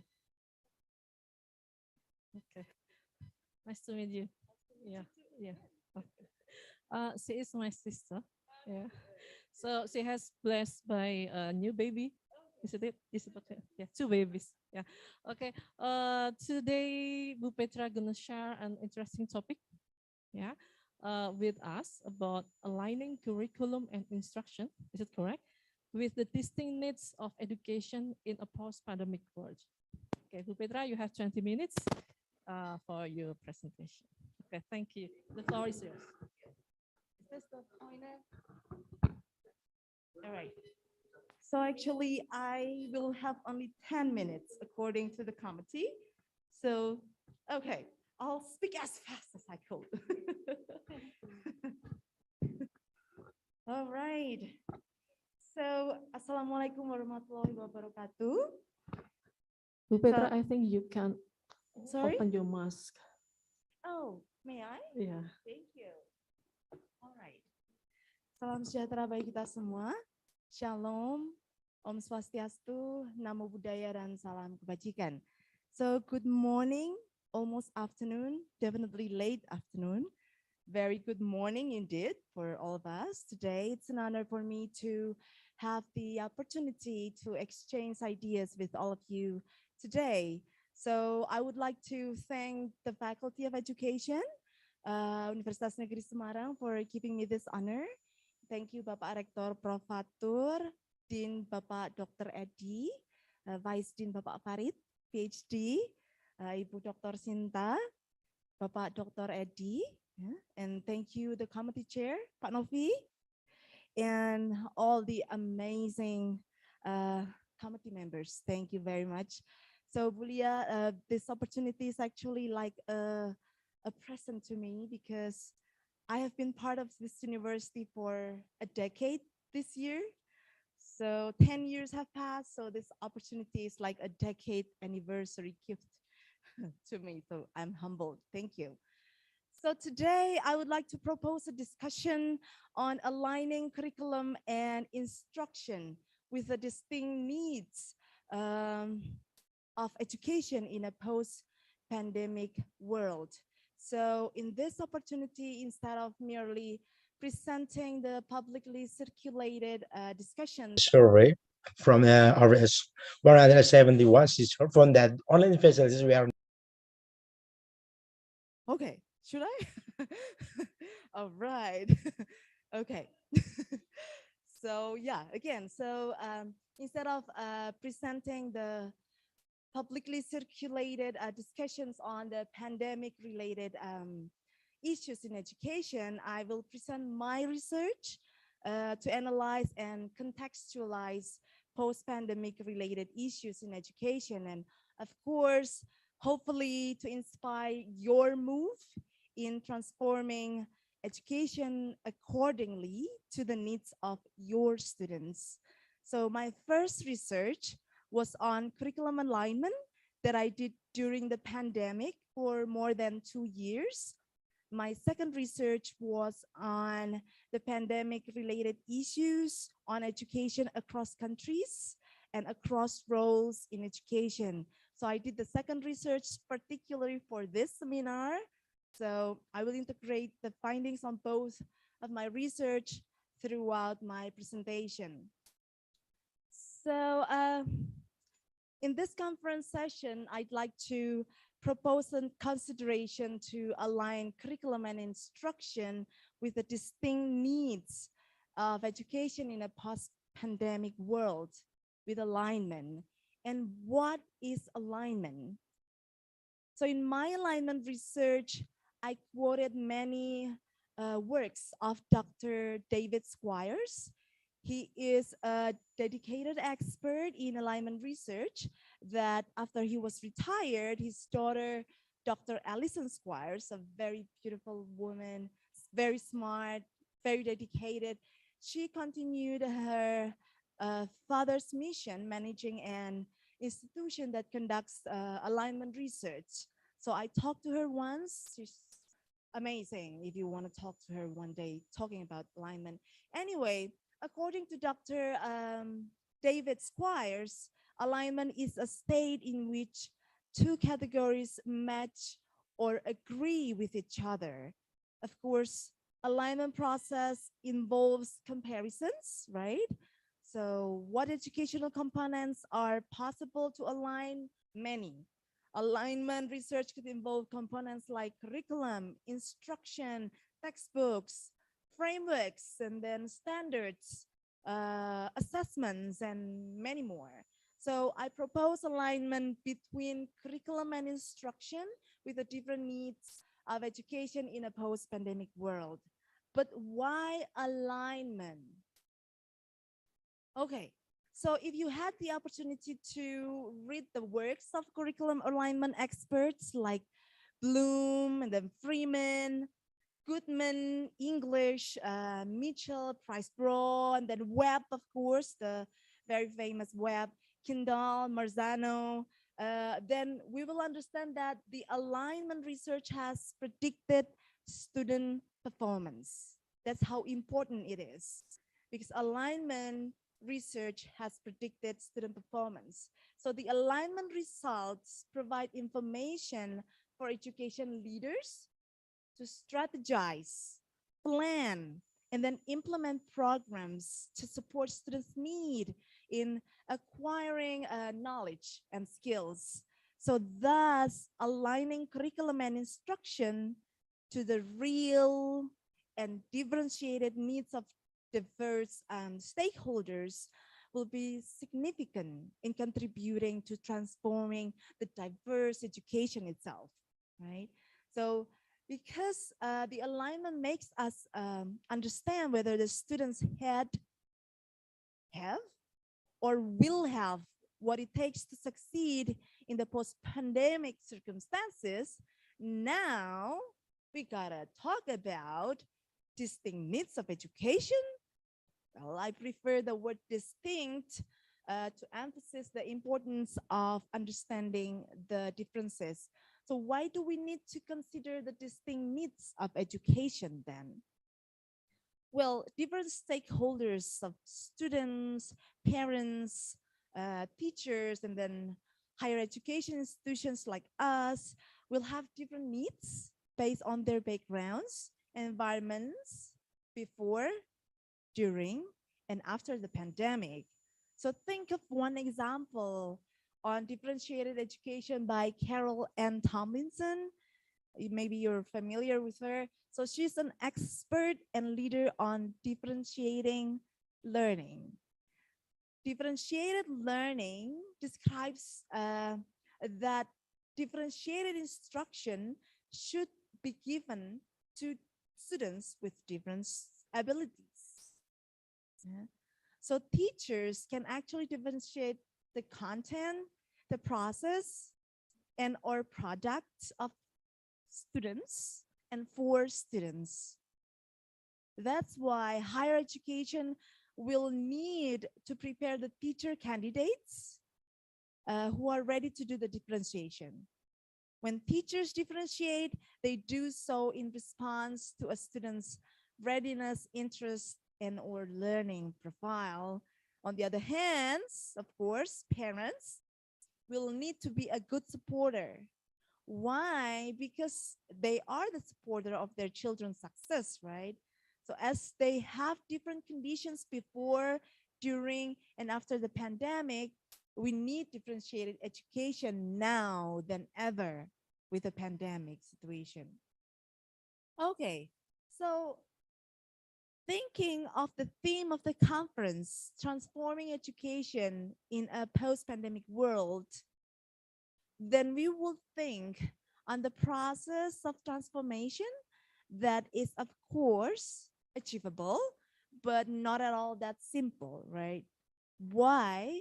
Well, because it should involve a process in which we need to ask ourselves to analyze what did we have?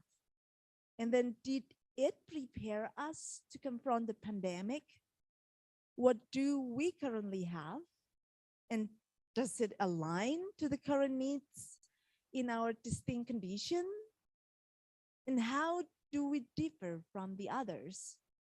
So those questions, the analysis on these questions is significant because it brings us to investigate and research on what happened before, during, and after the pandemic, right? So this is where the alignment process takes place. Transforming education, what we need is to trace on the states of, again, before, during, and after the pandemic. To change something, we should understand that not only what is going on right now, but trace it even further back from the beginning, analyzing the past. Just like what John Dewey said, of course, you're all familiar with John Dewey. He's our big hero in education. So he said, every movement in the direction of a new order of ideas and of activities directed by them calls out sooner or later, see, a return to what appear to be simpler and more fundamental ideas and practices of the past. So we're trying to get the sense of, oh, I see. So to provide a better understanding on the idea, I will present the findings of my alignment research. This is just one example. I was aligning Indonesian curriculum 2013 with PEARLS. So PEARLS is an assessment named Progress in International Reading Literacy Study. Of course, you're all familiar with PISA, but PISA is for junior high, but PEARLS is for elementary school. PEARLS is an assessment that provided information on international achievements in 4th grade reading comprehension. So I wanted to do the research because in 2006 and 2011, 4th grade Indonesian students participated in PEARLS received scores lower than the average, classifying Indonesia, of course, as one of not the highest, but the lowest in reading comprehension among the participating countries. In addition, PEARLS significance Indonesia was stated by Kemendikbud actually. So Kemendikbud stated that PEARLS should be included as one of the targeted international assessments in elementary education. So my alignment of research analyzed the agreement between assessment frameworks, the national curriculum 2013, and the textbooks of curriculum 2013.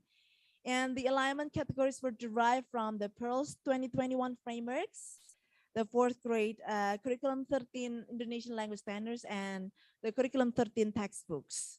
Thus, for this research, I define alignment as the agreement between the PEARLS 2021 frameworks and 4th grade curriculum 13 Indonesian language standards and the agreement between Pearl's frameworks and the textbooks, curriculum 13. The results showed that fourth grade curriculum 13 Indonesian language standards did not, amazingly, did not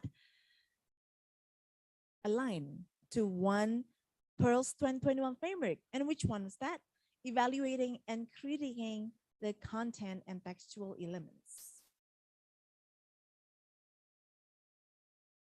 Not only that, it was weakly met the depth of knowledge of the remaining frameworks, which was literacy experience, acquiring and using information, focusing and retrieving explicitly stated information, and make straightforward inferences.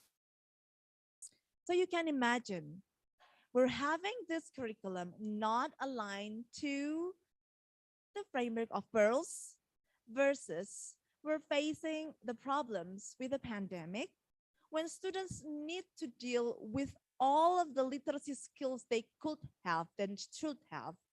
And we had this problem even before the pandemic. So to contextualize the finding of my research, I used different pinpoints for this presentation. I picked 2 pinpoints from Harvard University. Let me check if I missed something. I think I did miss something. Yeah, actually there's other slides before that. Would you please help before, sebelumnya, Mas? Oh, maybe you haven't restarted it, but it's okay. So the 2 pinpoints for this presentation, I picked from Howard Gardner and Wendy Fishman from Harvard Graduate School of Education. And their research found learning loss and the loss principle of reasons for being 2 among several changes in education after the pandemic. So as I tried to contextualize the finding of my research and align the state of play during and post-pandemic, I tried to provide a chart for you. Nah, Mas, boleh minta tolong di restart linknya, Mas? Karena ada chart yang belum masuk. Okay, so in the chart, we can see from my alignment research that before the pandemic, Indonesian 4th grade students had low literacy skills and reading skills. During the post-pandemic, learning loss and reading skill issues emerged that I suggest for Indonesia to align the educational policy and support with the current state of students' literacy skills by considering the previous state before pandemic. Yeah.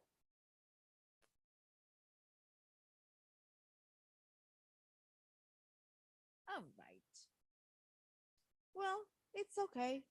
It's all right. I have 2 minutes left, maybe, or 3, 2, 5. Oh, thank you. Okay.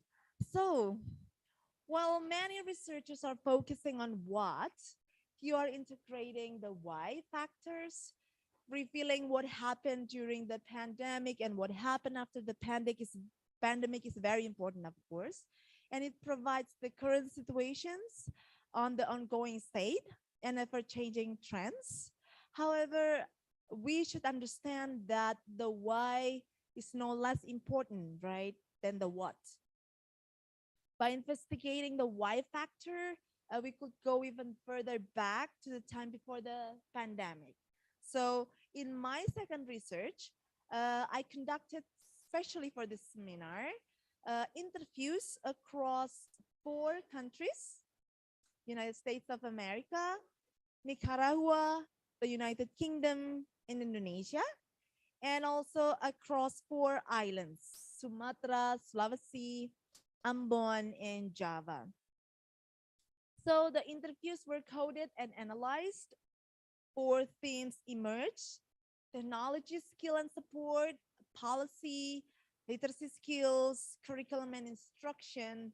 And so in this interviews, I used the same 2 pinpoints. the learning loss as well as how it is changing the learning behavior. So, how cannot you refresh the chart? Tidak bisa ya, Mas? Oh, belum bisa. Ah, tetap kosong. Okay.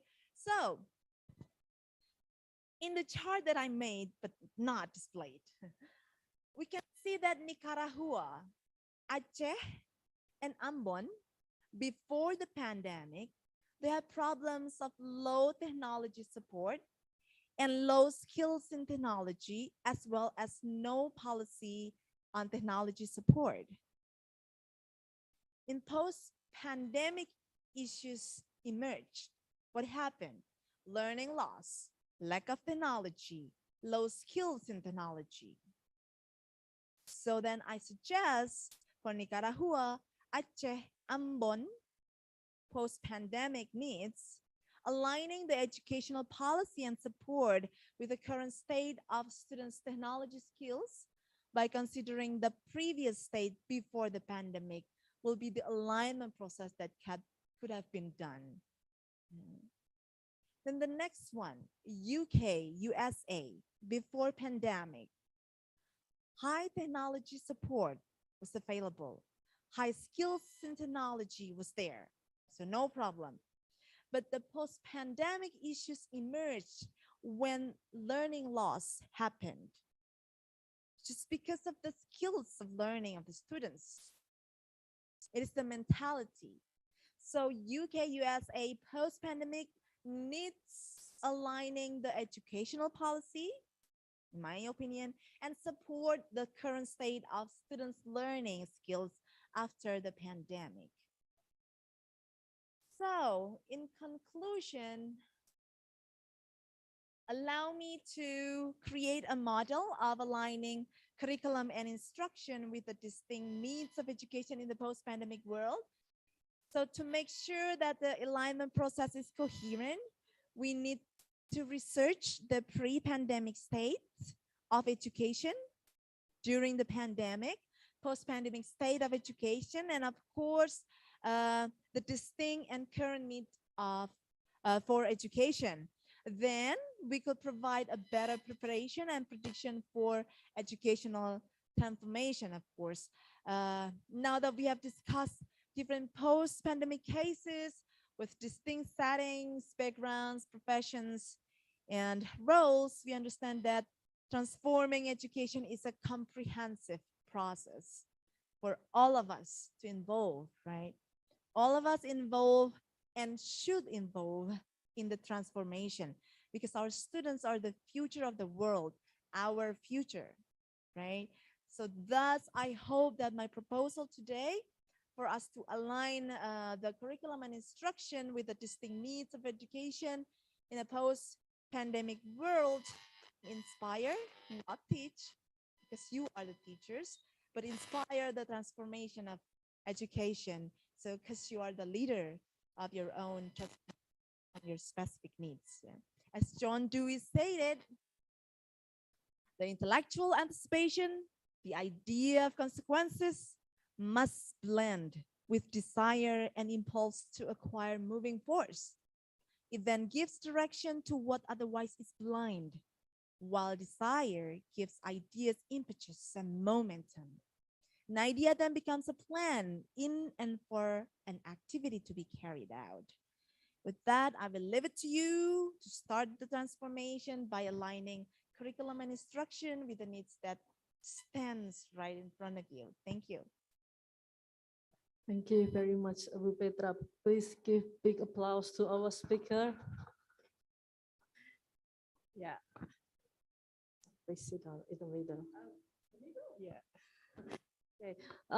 Let me highlight some important information from Bu Petra presentation. In order to transform curriculum and instruction, we need to align curriculum and instruction itself. Correct me if I'm wrong. Yeah. So we need to identify a research result before, during, and post-pandemic. Is it correct? And then to decide how current research must be conducted, we need to make a need assessment. Yeah, and what else?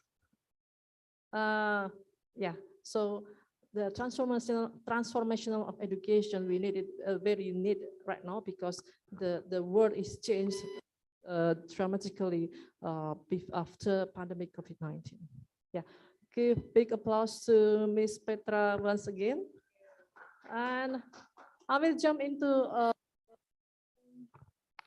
our second speaker. I've mentioned before that he is far away from us right now, 1,500 kilometers away in Kuala Lumpur, Malaysia. Where is my note? I have a lot of notes here. Wait a second. So, Professor Zawawi Ismail, our next speaker. We can see the video CV. Could you please play the video CV?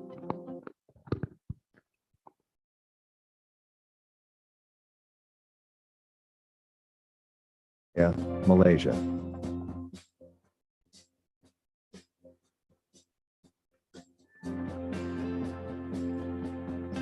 His carrier, Dean, University Malaya, 2021 to present.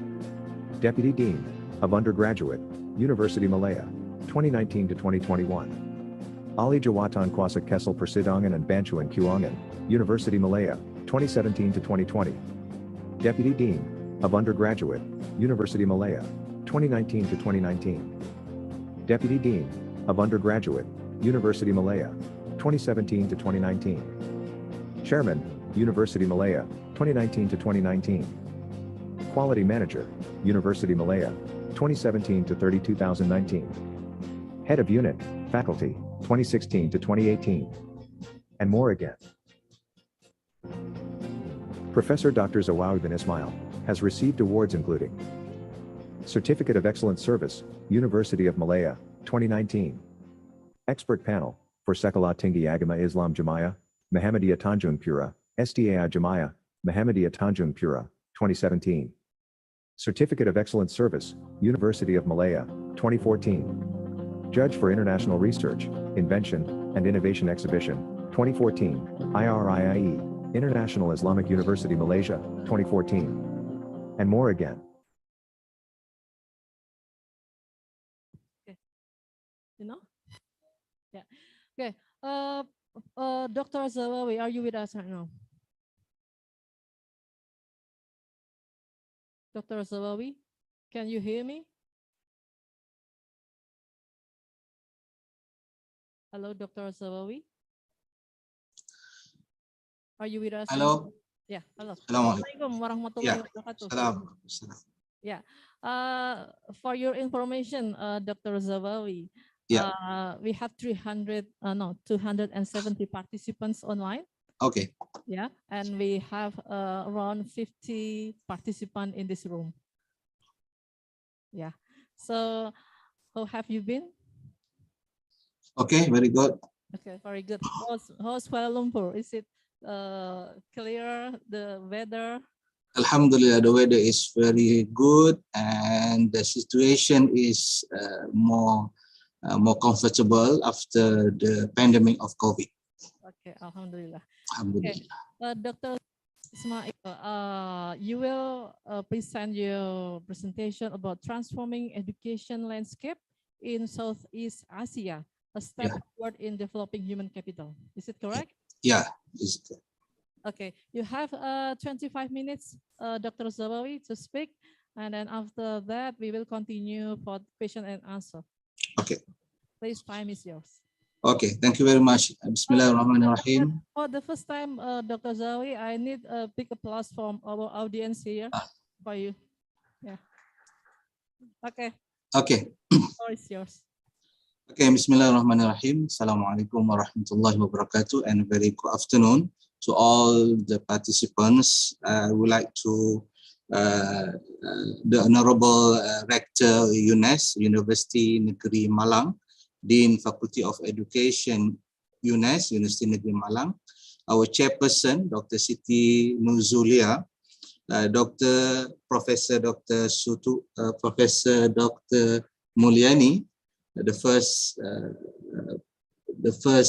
presenter for the second session, our professors, scholars, and ladies and gentlemen. First of all, I would like to thank the organizer for giving me opportunity to share with all the academicians and educators some ideas within the challenges that we are facing now, which is the COVID-19 pandemic. Congratulations to the Dean, Faculty of Education, University Negeri Malang, and all the academic staff and students for the successful international seminar today. Hope this seminar will able to initiate a new way forward. Okay, I will begin my presentation about transforming education landscape in Southeast Asia, a step forward in developing human capitals. Okay, all of us facing a very memorable 2 years, 2020 and 2021. We got a lot of problem with COVID-19, and all of us know that there is not the usual. We are facing a lot of problem with COVID-19, and we have to make some changes or maybe innovation our life in facing the COVID-19. Okay, but let me see, or let me ask all of you, what is the problem? What is actually the problem from the COVID-19? Some of the people say that COVID-19 affect us in our life. Okay, some of them say that there is a problem with the economic or with the political issues, but the important things, COVID-19 affect a big more on education. I would like to share with all of you that our problem now is not on economic. Our problem now is on education. That's why let's go to the second second slide. The impact of COVID-19 pandemic on education is unprecedented and widespread in education history and the world history. It's impacting near every student in the world. It means that all the school was closed, and the students are not in the school, the student in their home, and the teacher cannot teach as usual. Many schools and education system began to offer the education remotely, and educators proactively responded and show great support for the shift in lesson delivery. The teachers and the educators try very hard to make sure that the education process is going on. So they try to change themselves, or they try to make sure that even though the student cannot go to the school, the process of educating students is going on, or the student have to learn about something, or the student have to know about the knowledge and the skill. So the crisis has stimulated innovation. Okay, we go to the next slide. Okay, when we talk about transformation, it's maybe based on two things: the changes or the innovation. We always talk about transformation, and we are not sure that the transformation is a changes or the transformation is an innovation. Let us go through on this some of the differences between changes and innovation. The change is accidental, and innovation is structural. Change is about modifying process, rules, workflows, and infrastructure to achieve a better result. When we have problem with COVID-19, we make a change. It means that we make a change some of the process in teaching, in learning. We change some of the rules in school, for example. But that's the problem is which the changes is not on the basic of the education. So we go to innovation. Innovation is a structural. It's about laying down a new foundation on which a new construction can be built with a new features and capability without bringing in the context in advance. It means that if we just want to adapt ourselves to the problem facing by ourselves, we make a changing. But if we want to create a new life, maybe we have to make an innovation. But the change, the innovation have to do within our capability.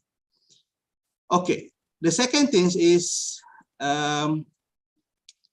starting point. When we make a change, we just say that the world as it is. Immediately we are confronted with a huge problem, but we are not changing anything. We just want to change the world as it is. And when we talk about innovation, the starting point is the world as it should be. This is a world transcending individual and organization stake, and where the perspective of the end user become the hotspot. Okay, the third thing is outside in versus inside out. Change has an outside in approach.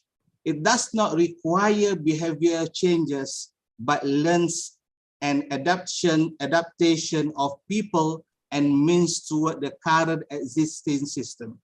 Change starts with the analysis of the workflow, procedure to increase the impact of the process. And the innovation different because the innovation has an inside-out approach and come from within the person, organization, or society. It is accompanied with the fundamental behavior changes. Innovation starts with the different mindset and understanding how the bigger world works. Okay, the fourth, change and innovation. Change is on incorporating, create the certainties with the predictable set of steps. The variation lies and difficult to tolerate since everything is put in place to remain within the boundaries of the solid path.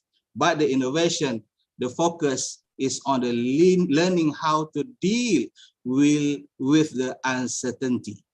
Allowing unexpected things, it is about the observing your own emotion and action objectively by using your own inner compass. It is collective quest from one island to another without knowing the duration and or different outcome in advance.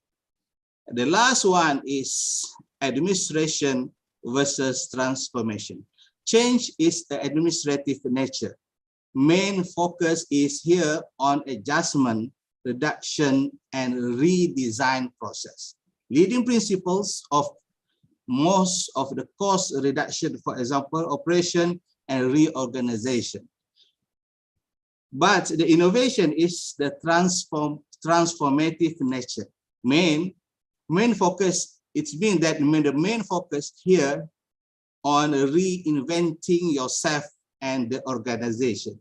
Redefine your reason, and looking from the future perspective, learning to see the new opportunities, creating this to become a remain future-proof on unleashing the available human potential. That's 5 difference between change and innovation. When we are facing the COVID-19 phenomena, COVID-19 pandemic, we have made change, or we are in process to have innovations. So in my opinion, we have to go to the innovation, not just on the change, because the change is good, but the innovation is better than change. Okay, that's why I propose 5 transformation elements when we want to have innovation, good innovation in transform the education landscape in Southeast Asia. The first one is curriculum. Curriculum means what to teach. The second one is pedagogy, how to teach. The third one is institution, where to teach. And the last one is lifelong learning, when to learn or to teach. That's why if we talk about curriculum, we are facing a lot of problem with the curriculum because we have a lot of syllabus, a lot of materials in curriculum. For example, in Arabic education, we have a lot of topic, but we are not drill the student, or we are not teach the student to get or to live with the curriculum, to live with the Arabic language, for example. It's the same issues when we learn or we teach the student Islamic education. They got a lot of knowledge, but they have no skill, or they are not enough skill to practice the knowledge. So let's go to the first one, curriculum, what to teach. Some of the people say that skill is more important than knowledge. So they mention that, or they try to provide the courses, for example, or the training to develop the skill, and in the same time they ignore the knowledge. Knowledge is information acquired through sensory input, reading, for example, watching, listening, touching, etc. And knowledge can be transferred from one to another, or it can be self-acquired through observation and study. So the second one is skill. The skill is ability to apply the knowledge to specific situation.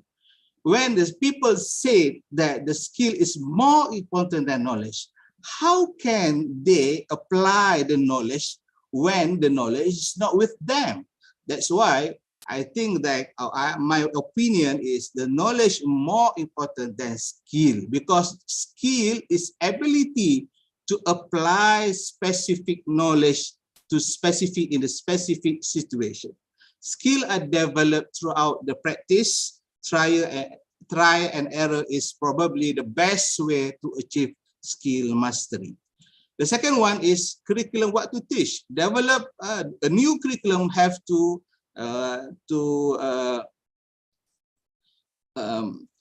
cover the development, the new competency for the new age. Focus more on developing student capabilities instead of focusing only on template content and knowledge. Allow the personalization by the student, develop their uniqueness or unique learning pathway, provide the opportunity to the student for the student to make choice and propose a new learning content and learn about consequences of their action. Accommodate change with time and context.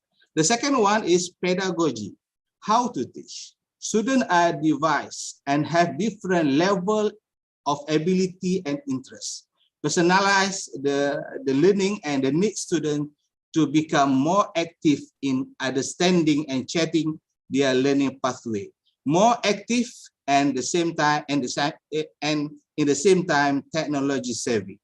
certain level of autonomy over what they want to learn, how they learn, and where they learn, and how they want to be accessed. Focusing on the student-initiated exploration of solution to authentic and significant problem, help students develop abilities to handle the knowledge, the unknown, and the uncertain, instead of the required memorizing of solution to no problems. That's why the pedagogy have to change very much, because the student is not, our student is not just like us. They learn from, they are not just learn from the teacher, but they learn from the community. The third one is community as educational institution. Last 20 years, if we want to learn something, we go to school. But now, if we want to learn something, we go to the community. Community means, for example, digital community or the traditional community. So typical place of learning has been the school, in a classroom in a school. Massive online movement changed the typical. It has been forced teacher to experience remote teaching without the proximity to the student. It has also given many teachers the opportunity to rethink the purpose of teaching and connecting with the student. When the students are not learning in class inside a school, they are distributed in community. They can interact with others throughout the technology. They can, this can have a significant impact on learning activities. It's if allowed or enabled by the teacher, students could be learning from online resources and expert anywhere in the world. Those where of the learning changed from the classroom, the learning changed from the classroom to the communities. The last one is lifelong learning. When to teach, the time of learning also changed. When the learning goes online, then students are not or do not need to be in school. They learn time vastly expand beyond the traditional school time. They can learn synchronously at any time. Equally important is that their learning time does not need to be synchronous with each other or with that of the teacher. Lifelong learning is a form. So when it's happened, we have to mention that lifelong learning is a form of a self-initiated education that focus on personal development. Development after formal education, the continuing development and knowledge and skill that people experience after formal education and throughout their life.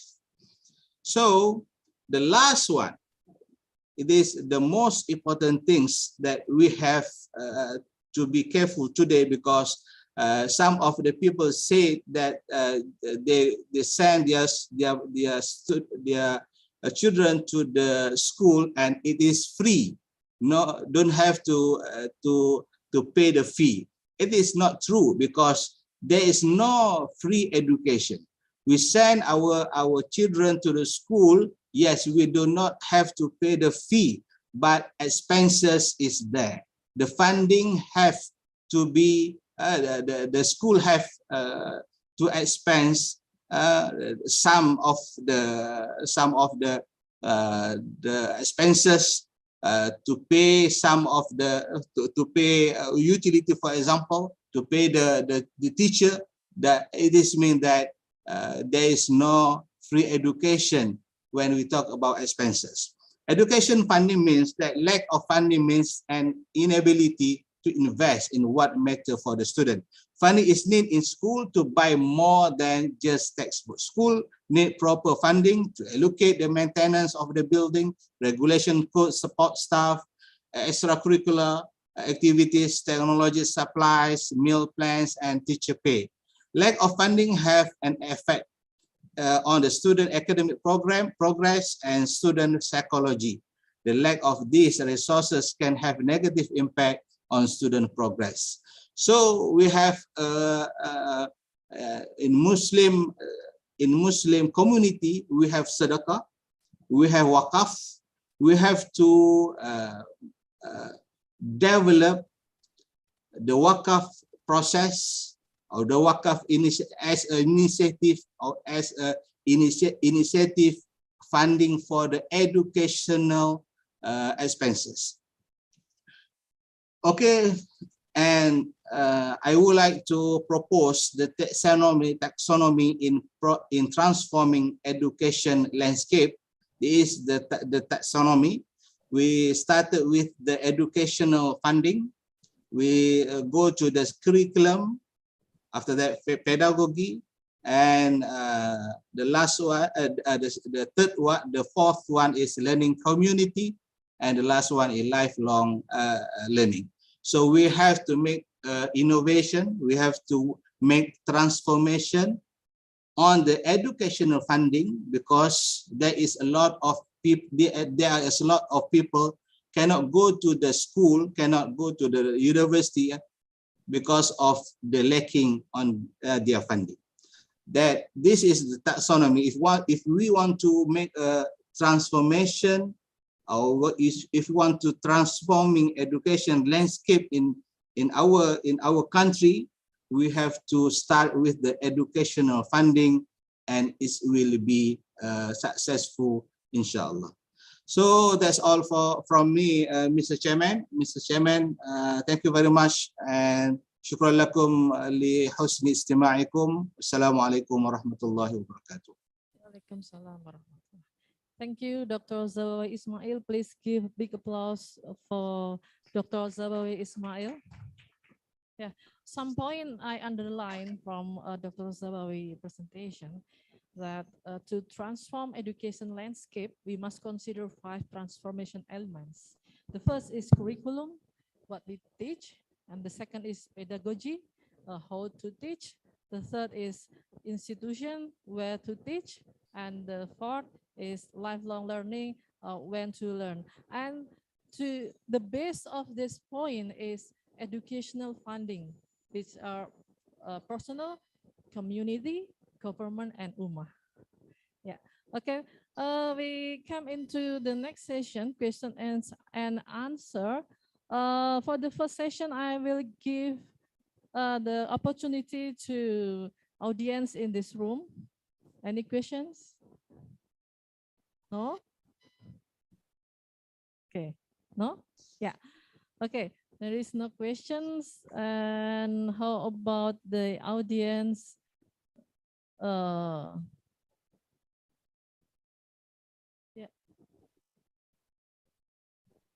There is no chat in my chat box. So we have some question in chat box. No questions? No questions. Okay. Because there is no question, I will make a question by myself or the speaker, because we still have time. Yeah, maybe it will trigger some of you to ask for our audience. So for Bu Petra and Dr. Zabawi, how does transformation in education make the learner a better person? That's my questions. Thank you. So Bu Petra will answer first. Be my guest, Prof. Zabawi. Would you like to answer first, or do you want me to answer first? Yeah, sure. Please. So, as I mentioned before, one of the example by Tomlinson is differentiated learning. It is when the teacher understands the students' different abilities, different levels, different difficulties. And so as transformation take regards on differentiated learning, I believe the students will be more appreciated by what they have, by what they had, and by they really want to have in the future.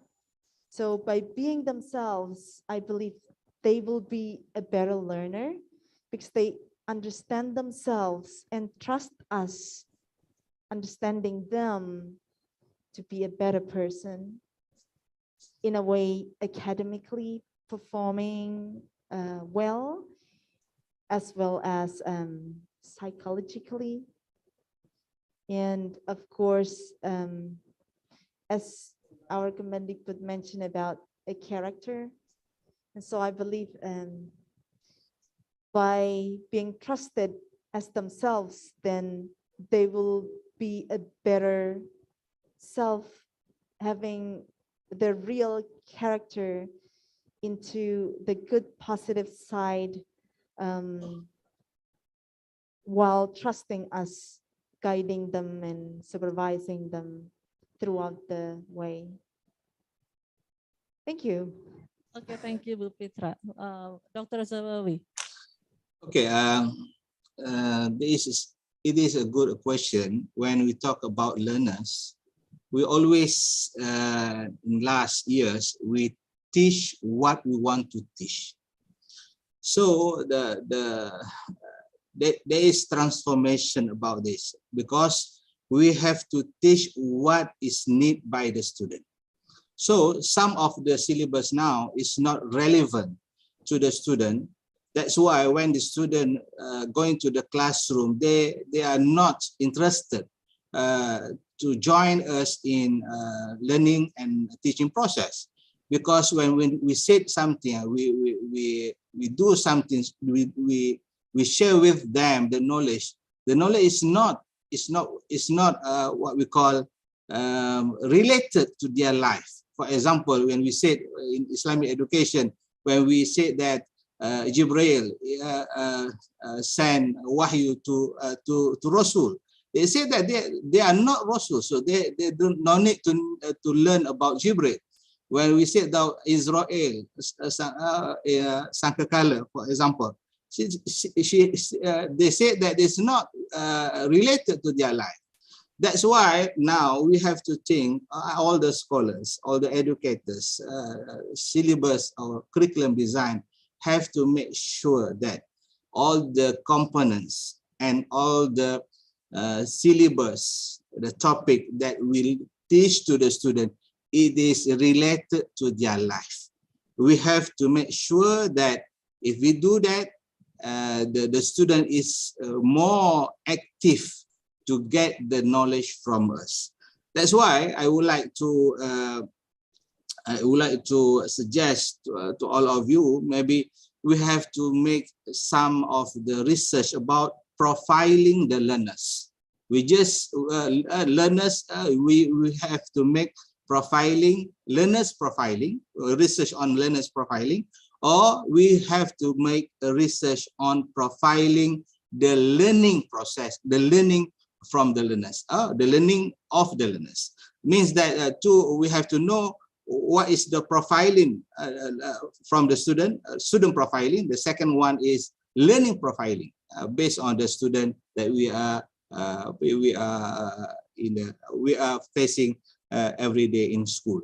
That's why that's my suggestion to all of you. Thank you very much. Okay, thank you. One more, Dr. Zawawi. Yeah. As personalized learning seems like an ideal condition for learning in this post-pandemic world. Could you please share your several strategies based on your experience to implement this kind of learning? Thank you. Okay, the best teaching and learning is one teacher teach one student is the best. But it is impossible happen now. That's why the teacher have to know more about their students, not just know the names. They have to know about the attitude, some of the strategies learning from the student and the other things. That's why if we got a profiling, if you know the profiling from the student profiling, it's helped us much more about to make sure that learning and teaching and learning process more effectiveness. Thank you very much. Yeah, thank you, Dr. Zawi. And yes, my question led to some audience to ask for you more. So for Bu Petra and Prof. Zawawi, this is from chat box. This is from, who's this from? Safitri, yeah. For Bu Petra and Prof. Zawawi, during the transition period from pandemic COVID-19 to normal school life, some of students having learning loss. What knowledge and skill should educators have to help them in transition period? Please, Bu Petra first, and then after that, Dr. Zawawi will answer. May I share my screen, please?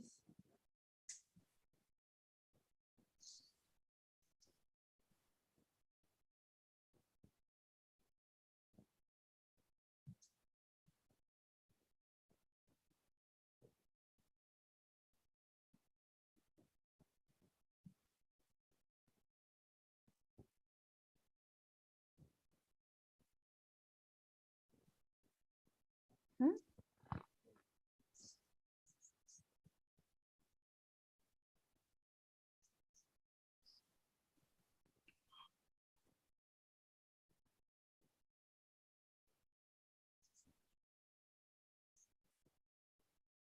Thank you.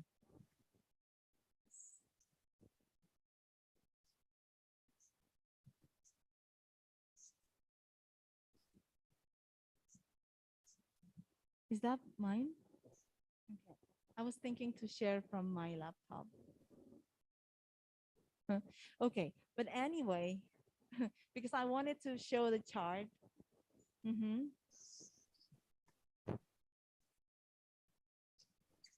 Yes, I did. Yeah. Okay. So thank you for the question, Grace.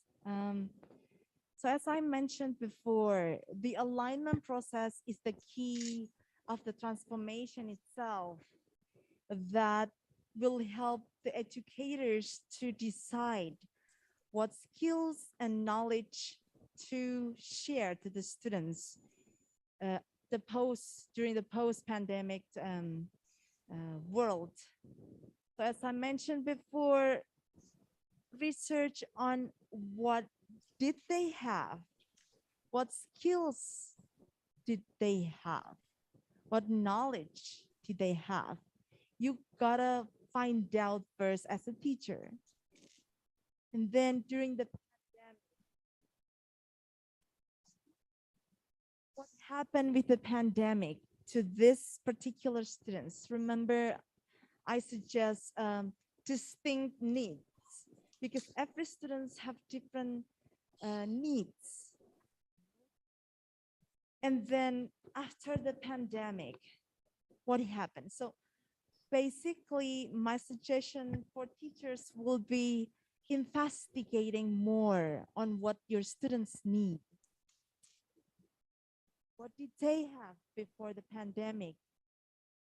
What happened during the pandemic? And What do they need after the pandemic?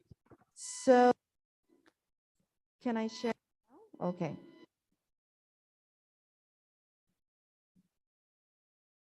So like finding here, for example, when I found that Indonesia before pandemic had low literacy skills and low reading skills, if I position myself as teachers with my 4th grade students being tested in pearls, and that's the result. And then during the pandemic, this learning loss happened. Reading skills issues emerged.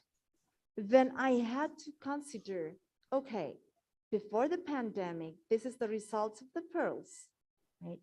And so what should I do? Of course, not only I provide more skills in the specific literacy components for the students, but also aligning the policy that we all have in our country with the current state of our students' literacy skills,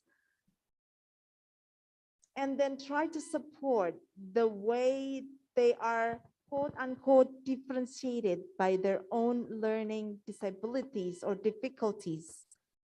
So what should the teachers give to the students? Well, I should not and I would not be able to formulate the specific answer to you, because my suggestion is for you to investigate, to try to find out the distinct needs of your students.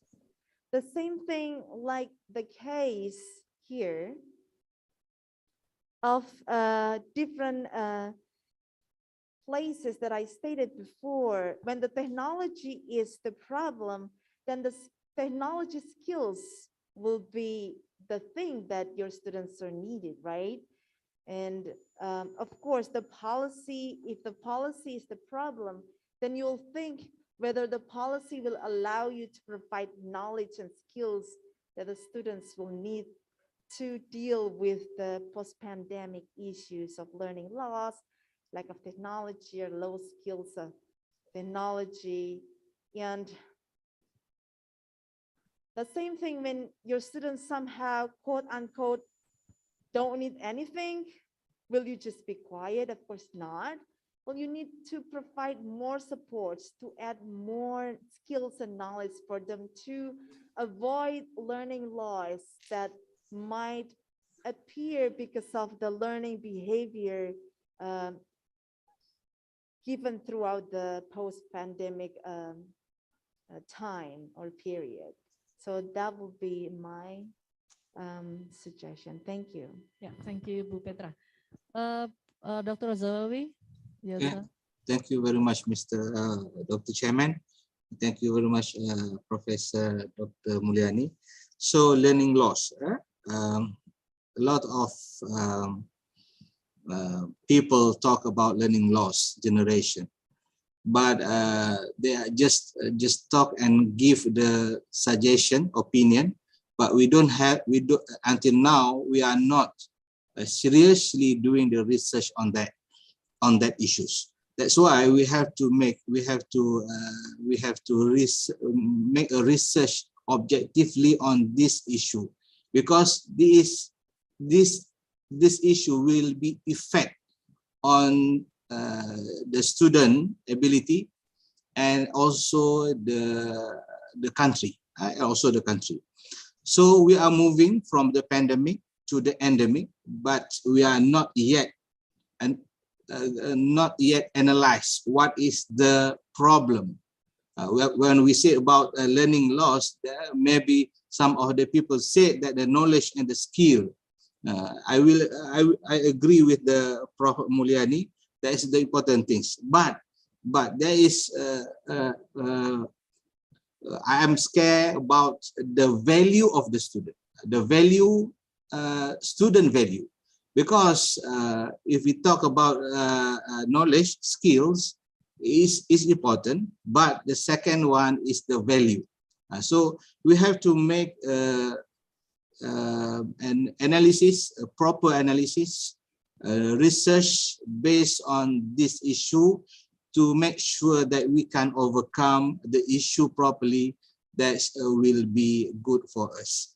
But in order to get the extra activities, maybe we have to make extra activities, learning and teaching and learning activities, or maybe we have to do something else to make sure that they will be not impact. They will be what we call overcome by their self about the learning, the learning loss of knowledge, maybe loss with knowledge, or maybe that's the second one is the very important thing. It's not learning loss on knowledge and skill, but is the value of the student is must be highlighted. Thank you very much. Yeah, thank you, Dr. Zawawi. That's all from our discussion today. I do believe that you, all of the audience, got a lot of information and insight from our two amazing speakers. Let me make a general conclusion from our discussion today. A crisis requires society to renew itself, and then the COVID-19 pandemic is transforming ways of working, living, and relating to each other on a global level, suddenly and dramatically. And to answer challenge of change, a major transformation is needed by all those who are responsible for education.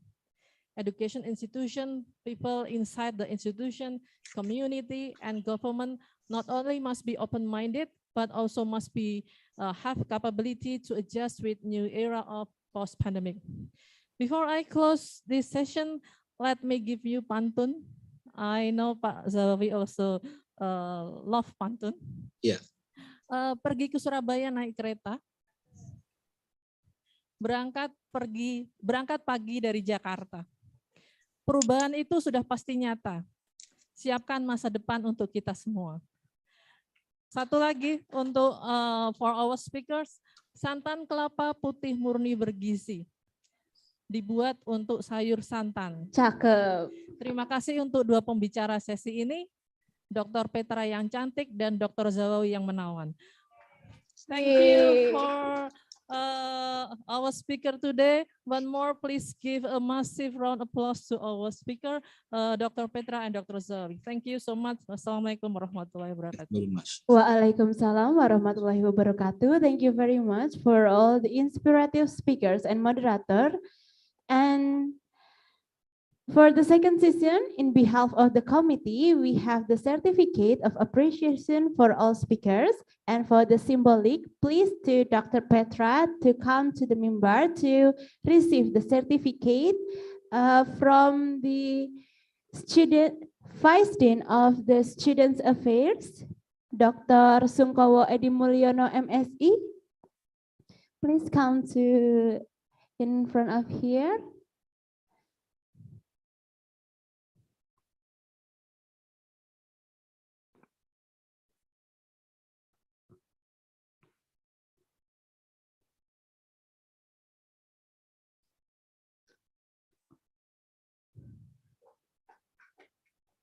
Okay, big applause for Dr. Petra.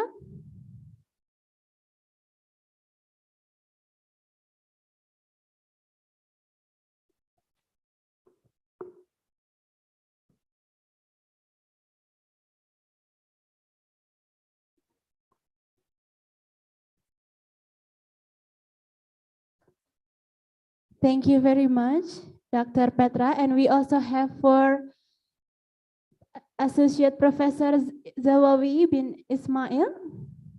Thank you very much, sir, for your coming to Universitas Negeri Semarang. We really hope in the future we will have more collaboration and you can attend to UNES by offline.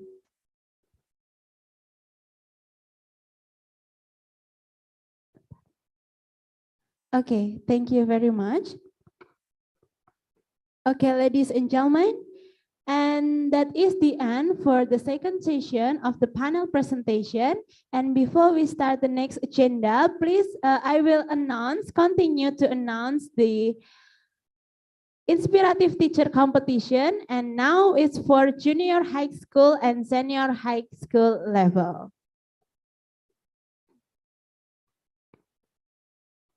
To operator, maybe we can play the video. Baik, berikut adalah pengumuman Lomba Guru Kreatif Nasional dalam rangka Kado Dies Natalis Universitas Negeri Semarang ke-57. Selamat kepada Nurul Fitria SSI, Ani Rahayuningsi, dan Erna Widyasari untuk jenjang SMP. Dan selamat kepada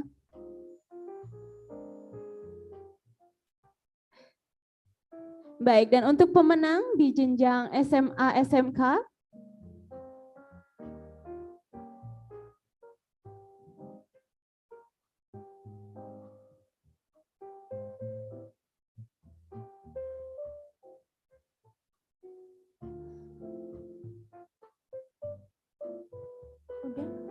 Berikut adalah pemenang untuk jenjang SMP. Selamat kepada Ibu Nurul Fitria SSI dari SMP Muhammadiyah, Program Khusus Kota Barel Surakarta, Ani Rahayu Ningsih SPD dari SMP Negeri 17 Malang, dan Erna Widyasari dari SMP Al-Azhar Syifa Budi Solo.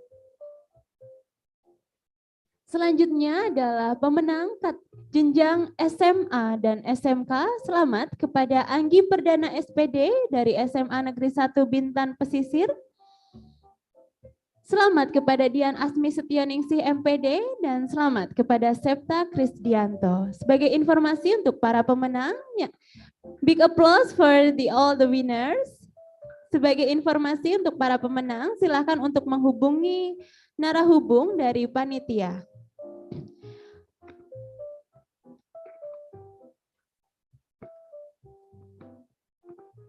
Okay, ladies and gentlemen, that is the following agenda in the third seminar on education and human technology 2022.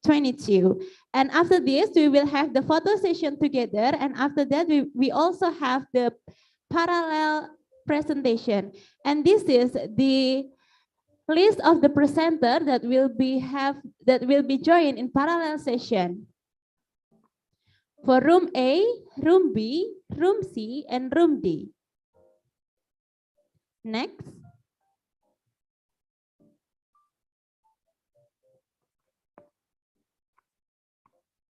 This is from room E. Room E, room F.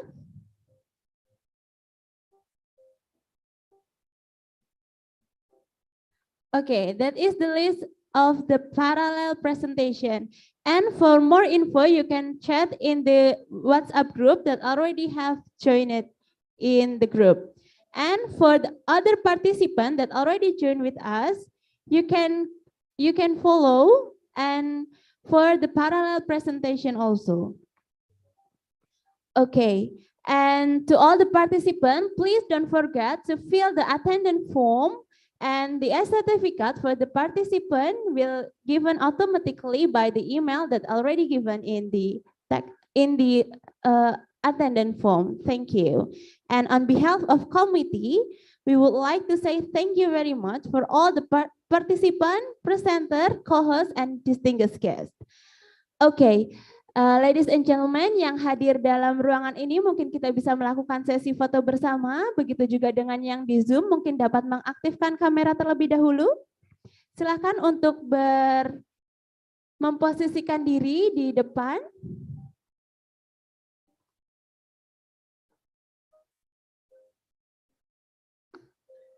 May come, Dr. Churchill, silakan, Prof. Dan para hadirin. Monggo Bu Petra.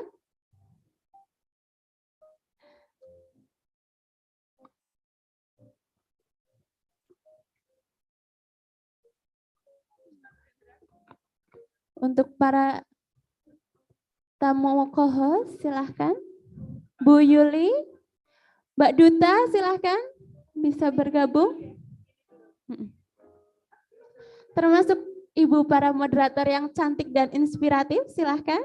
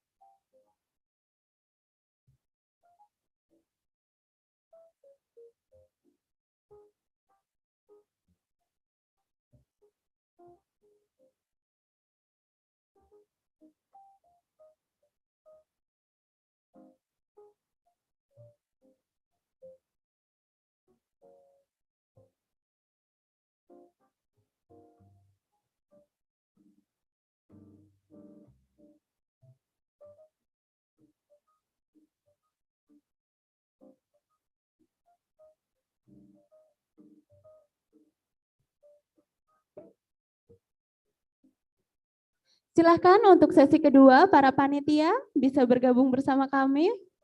Teh EM, Bu EM maksud saya, Bu Windy silahkan. Untuk para duta mungkin bisa dibagi dua, ada yang di sisi kanan dan di sisi kiri, ada yang di depan mungkin, silahkan. Ayo mohon maaf untuk mengingat waktunya ya, bisa dipercepat.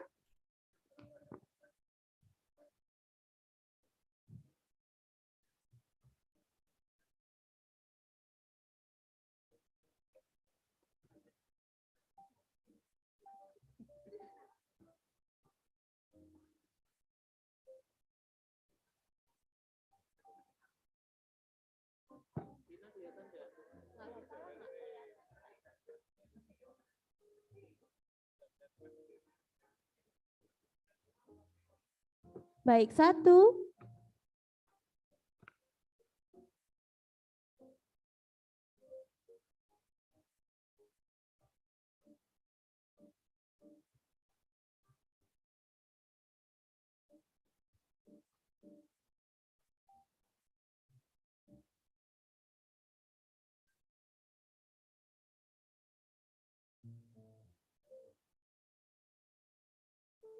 Okay, thank you very much.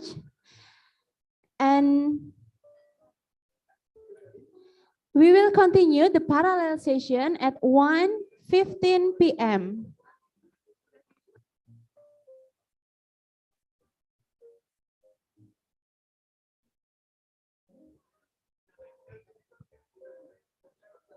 Okay, I would like to replay the announcement that we will continue the parallel session at 1:15 p.m. See you in the next session. Wassalamualaikum warahmatullahi wabarakatuh. Bapak dan Ibu yang hadir di sini diperkenakan untuk makan siang yang sudah disediakan oleh panitia di sebelah kanan saya.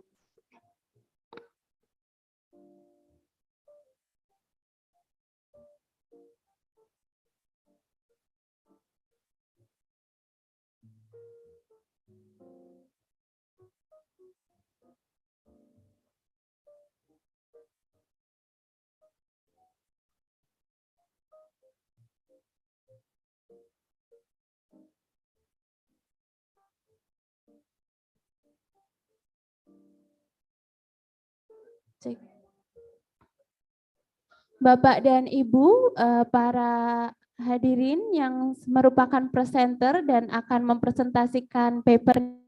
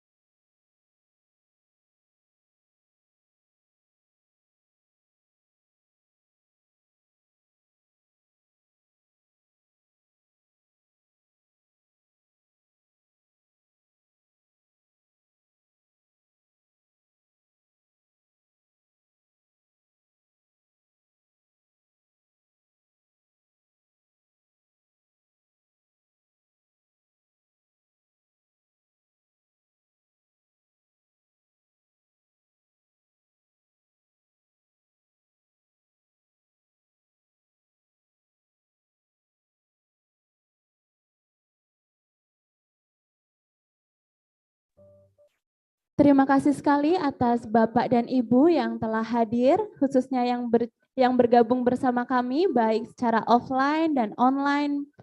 Terima kasih telah menghadiri the Third International Seminar on Educational and Human Technology.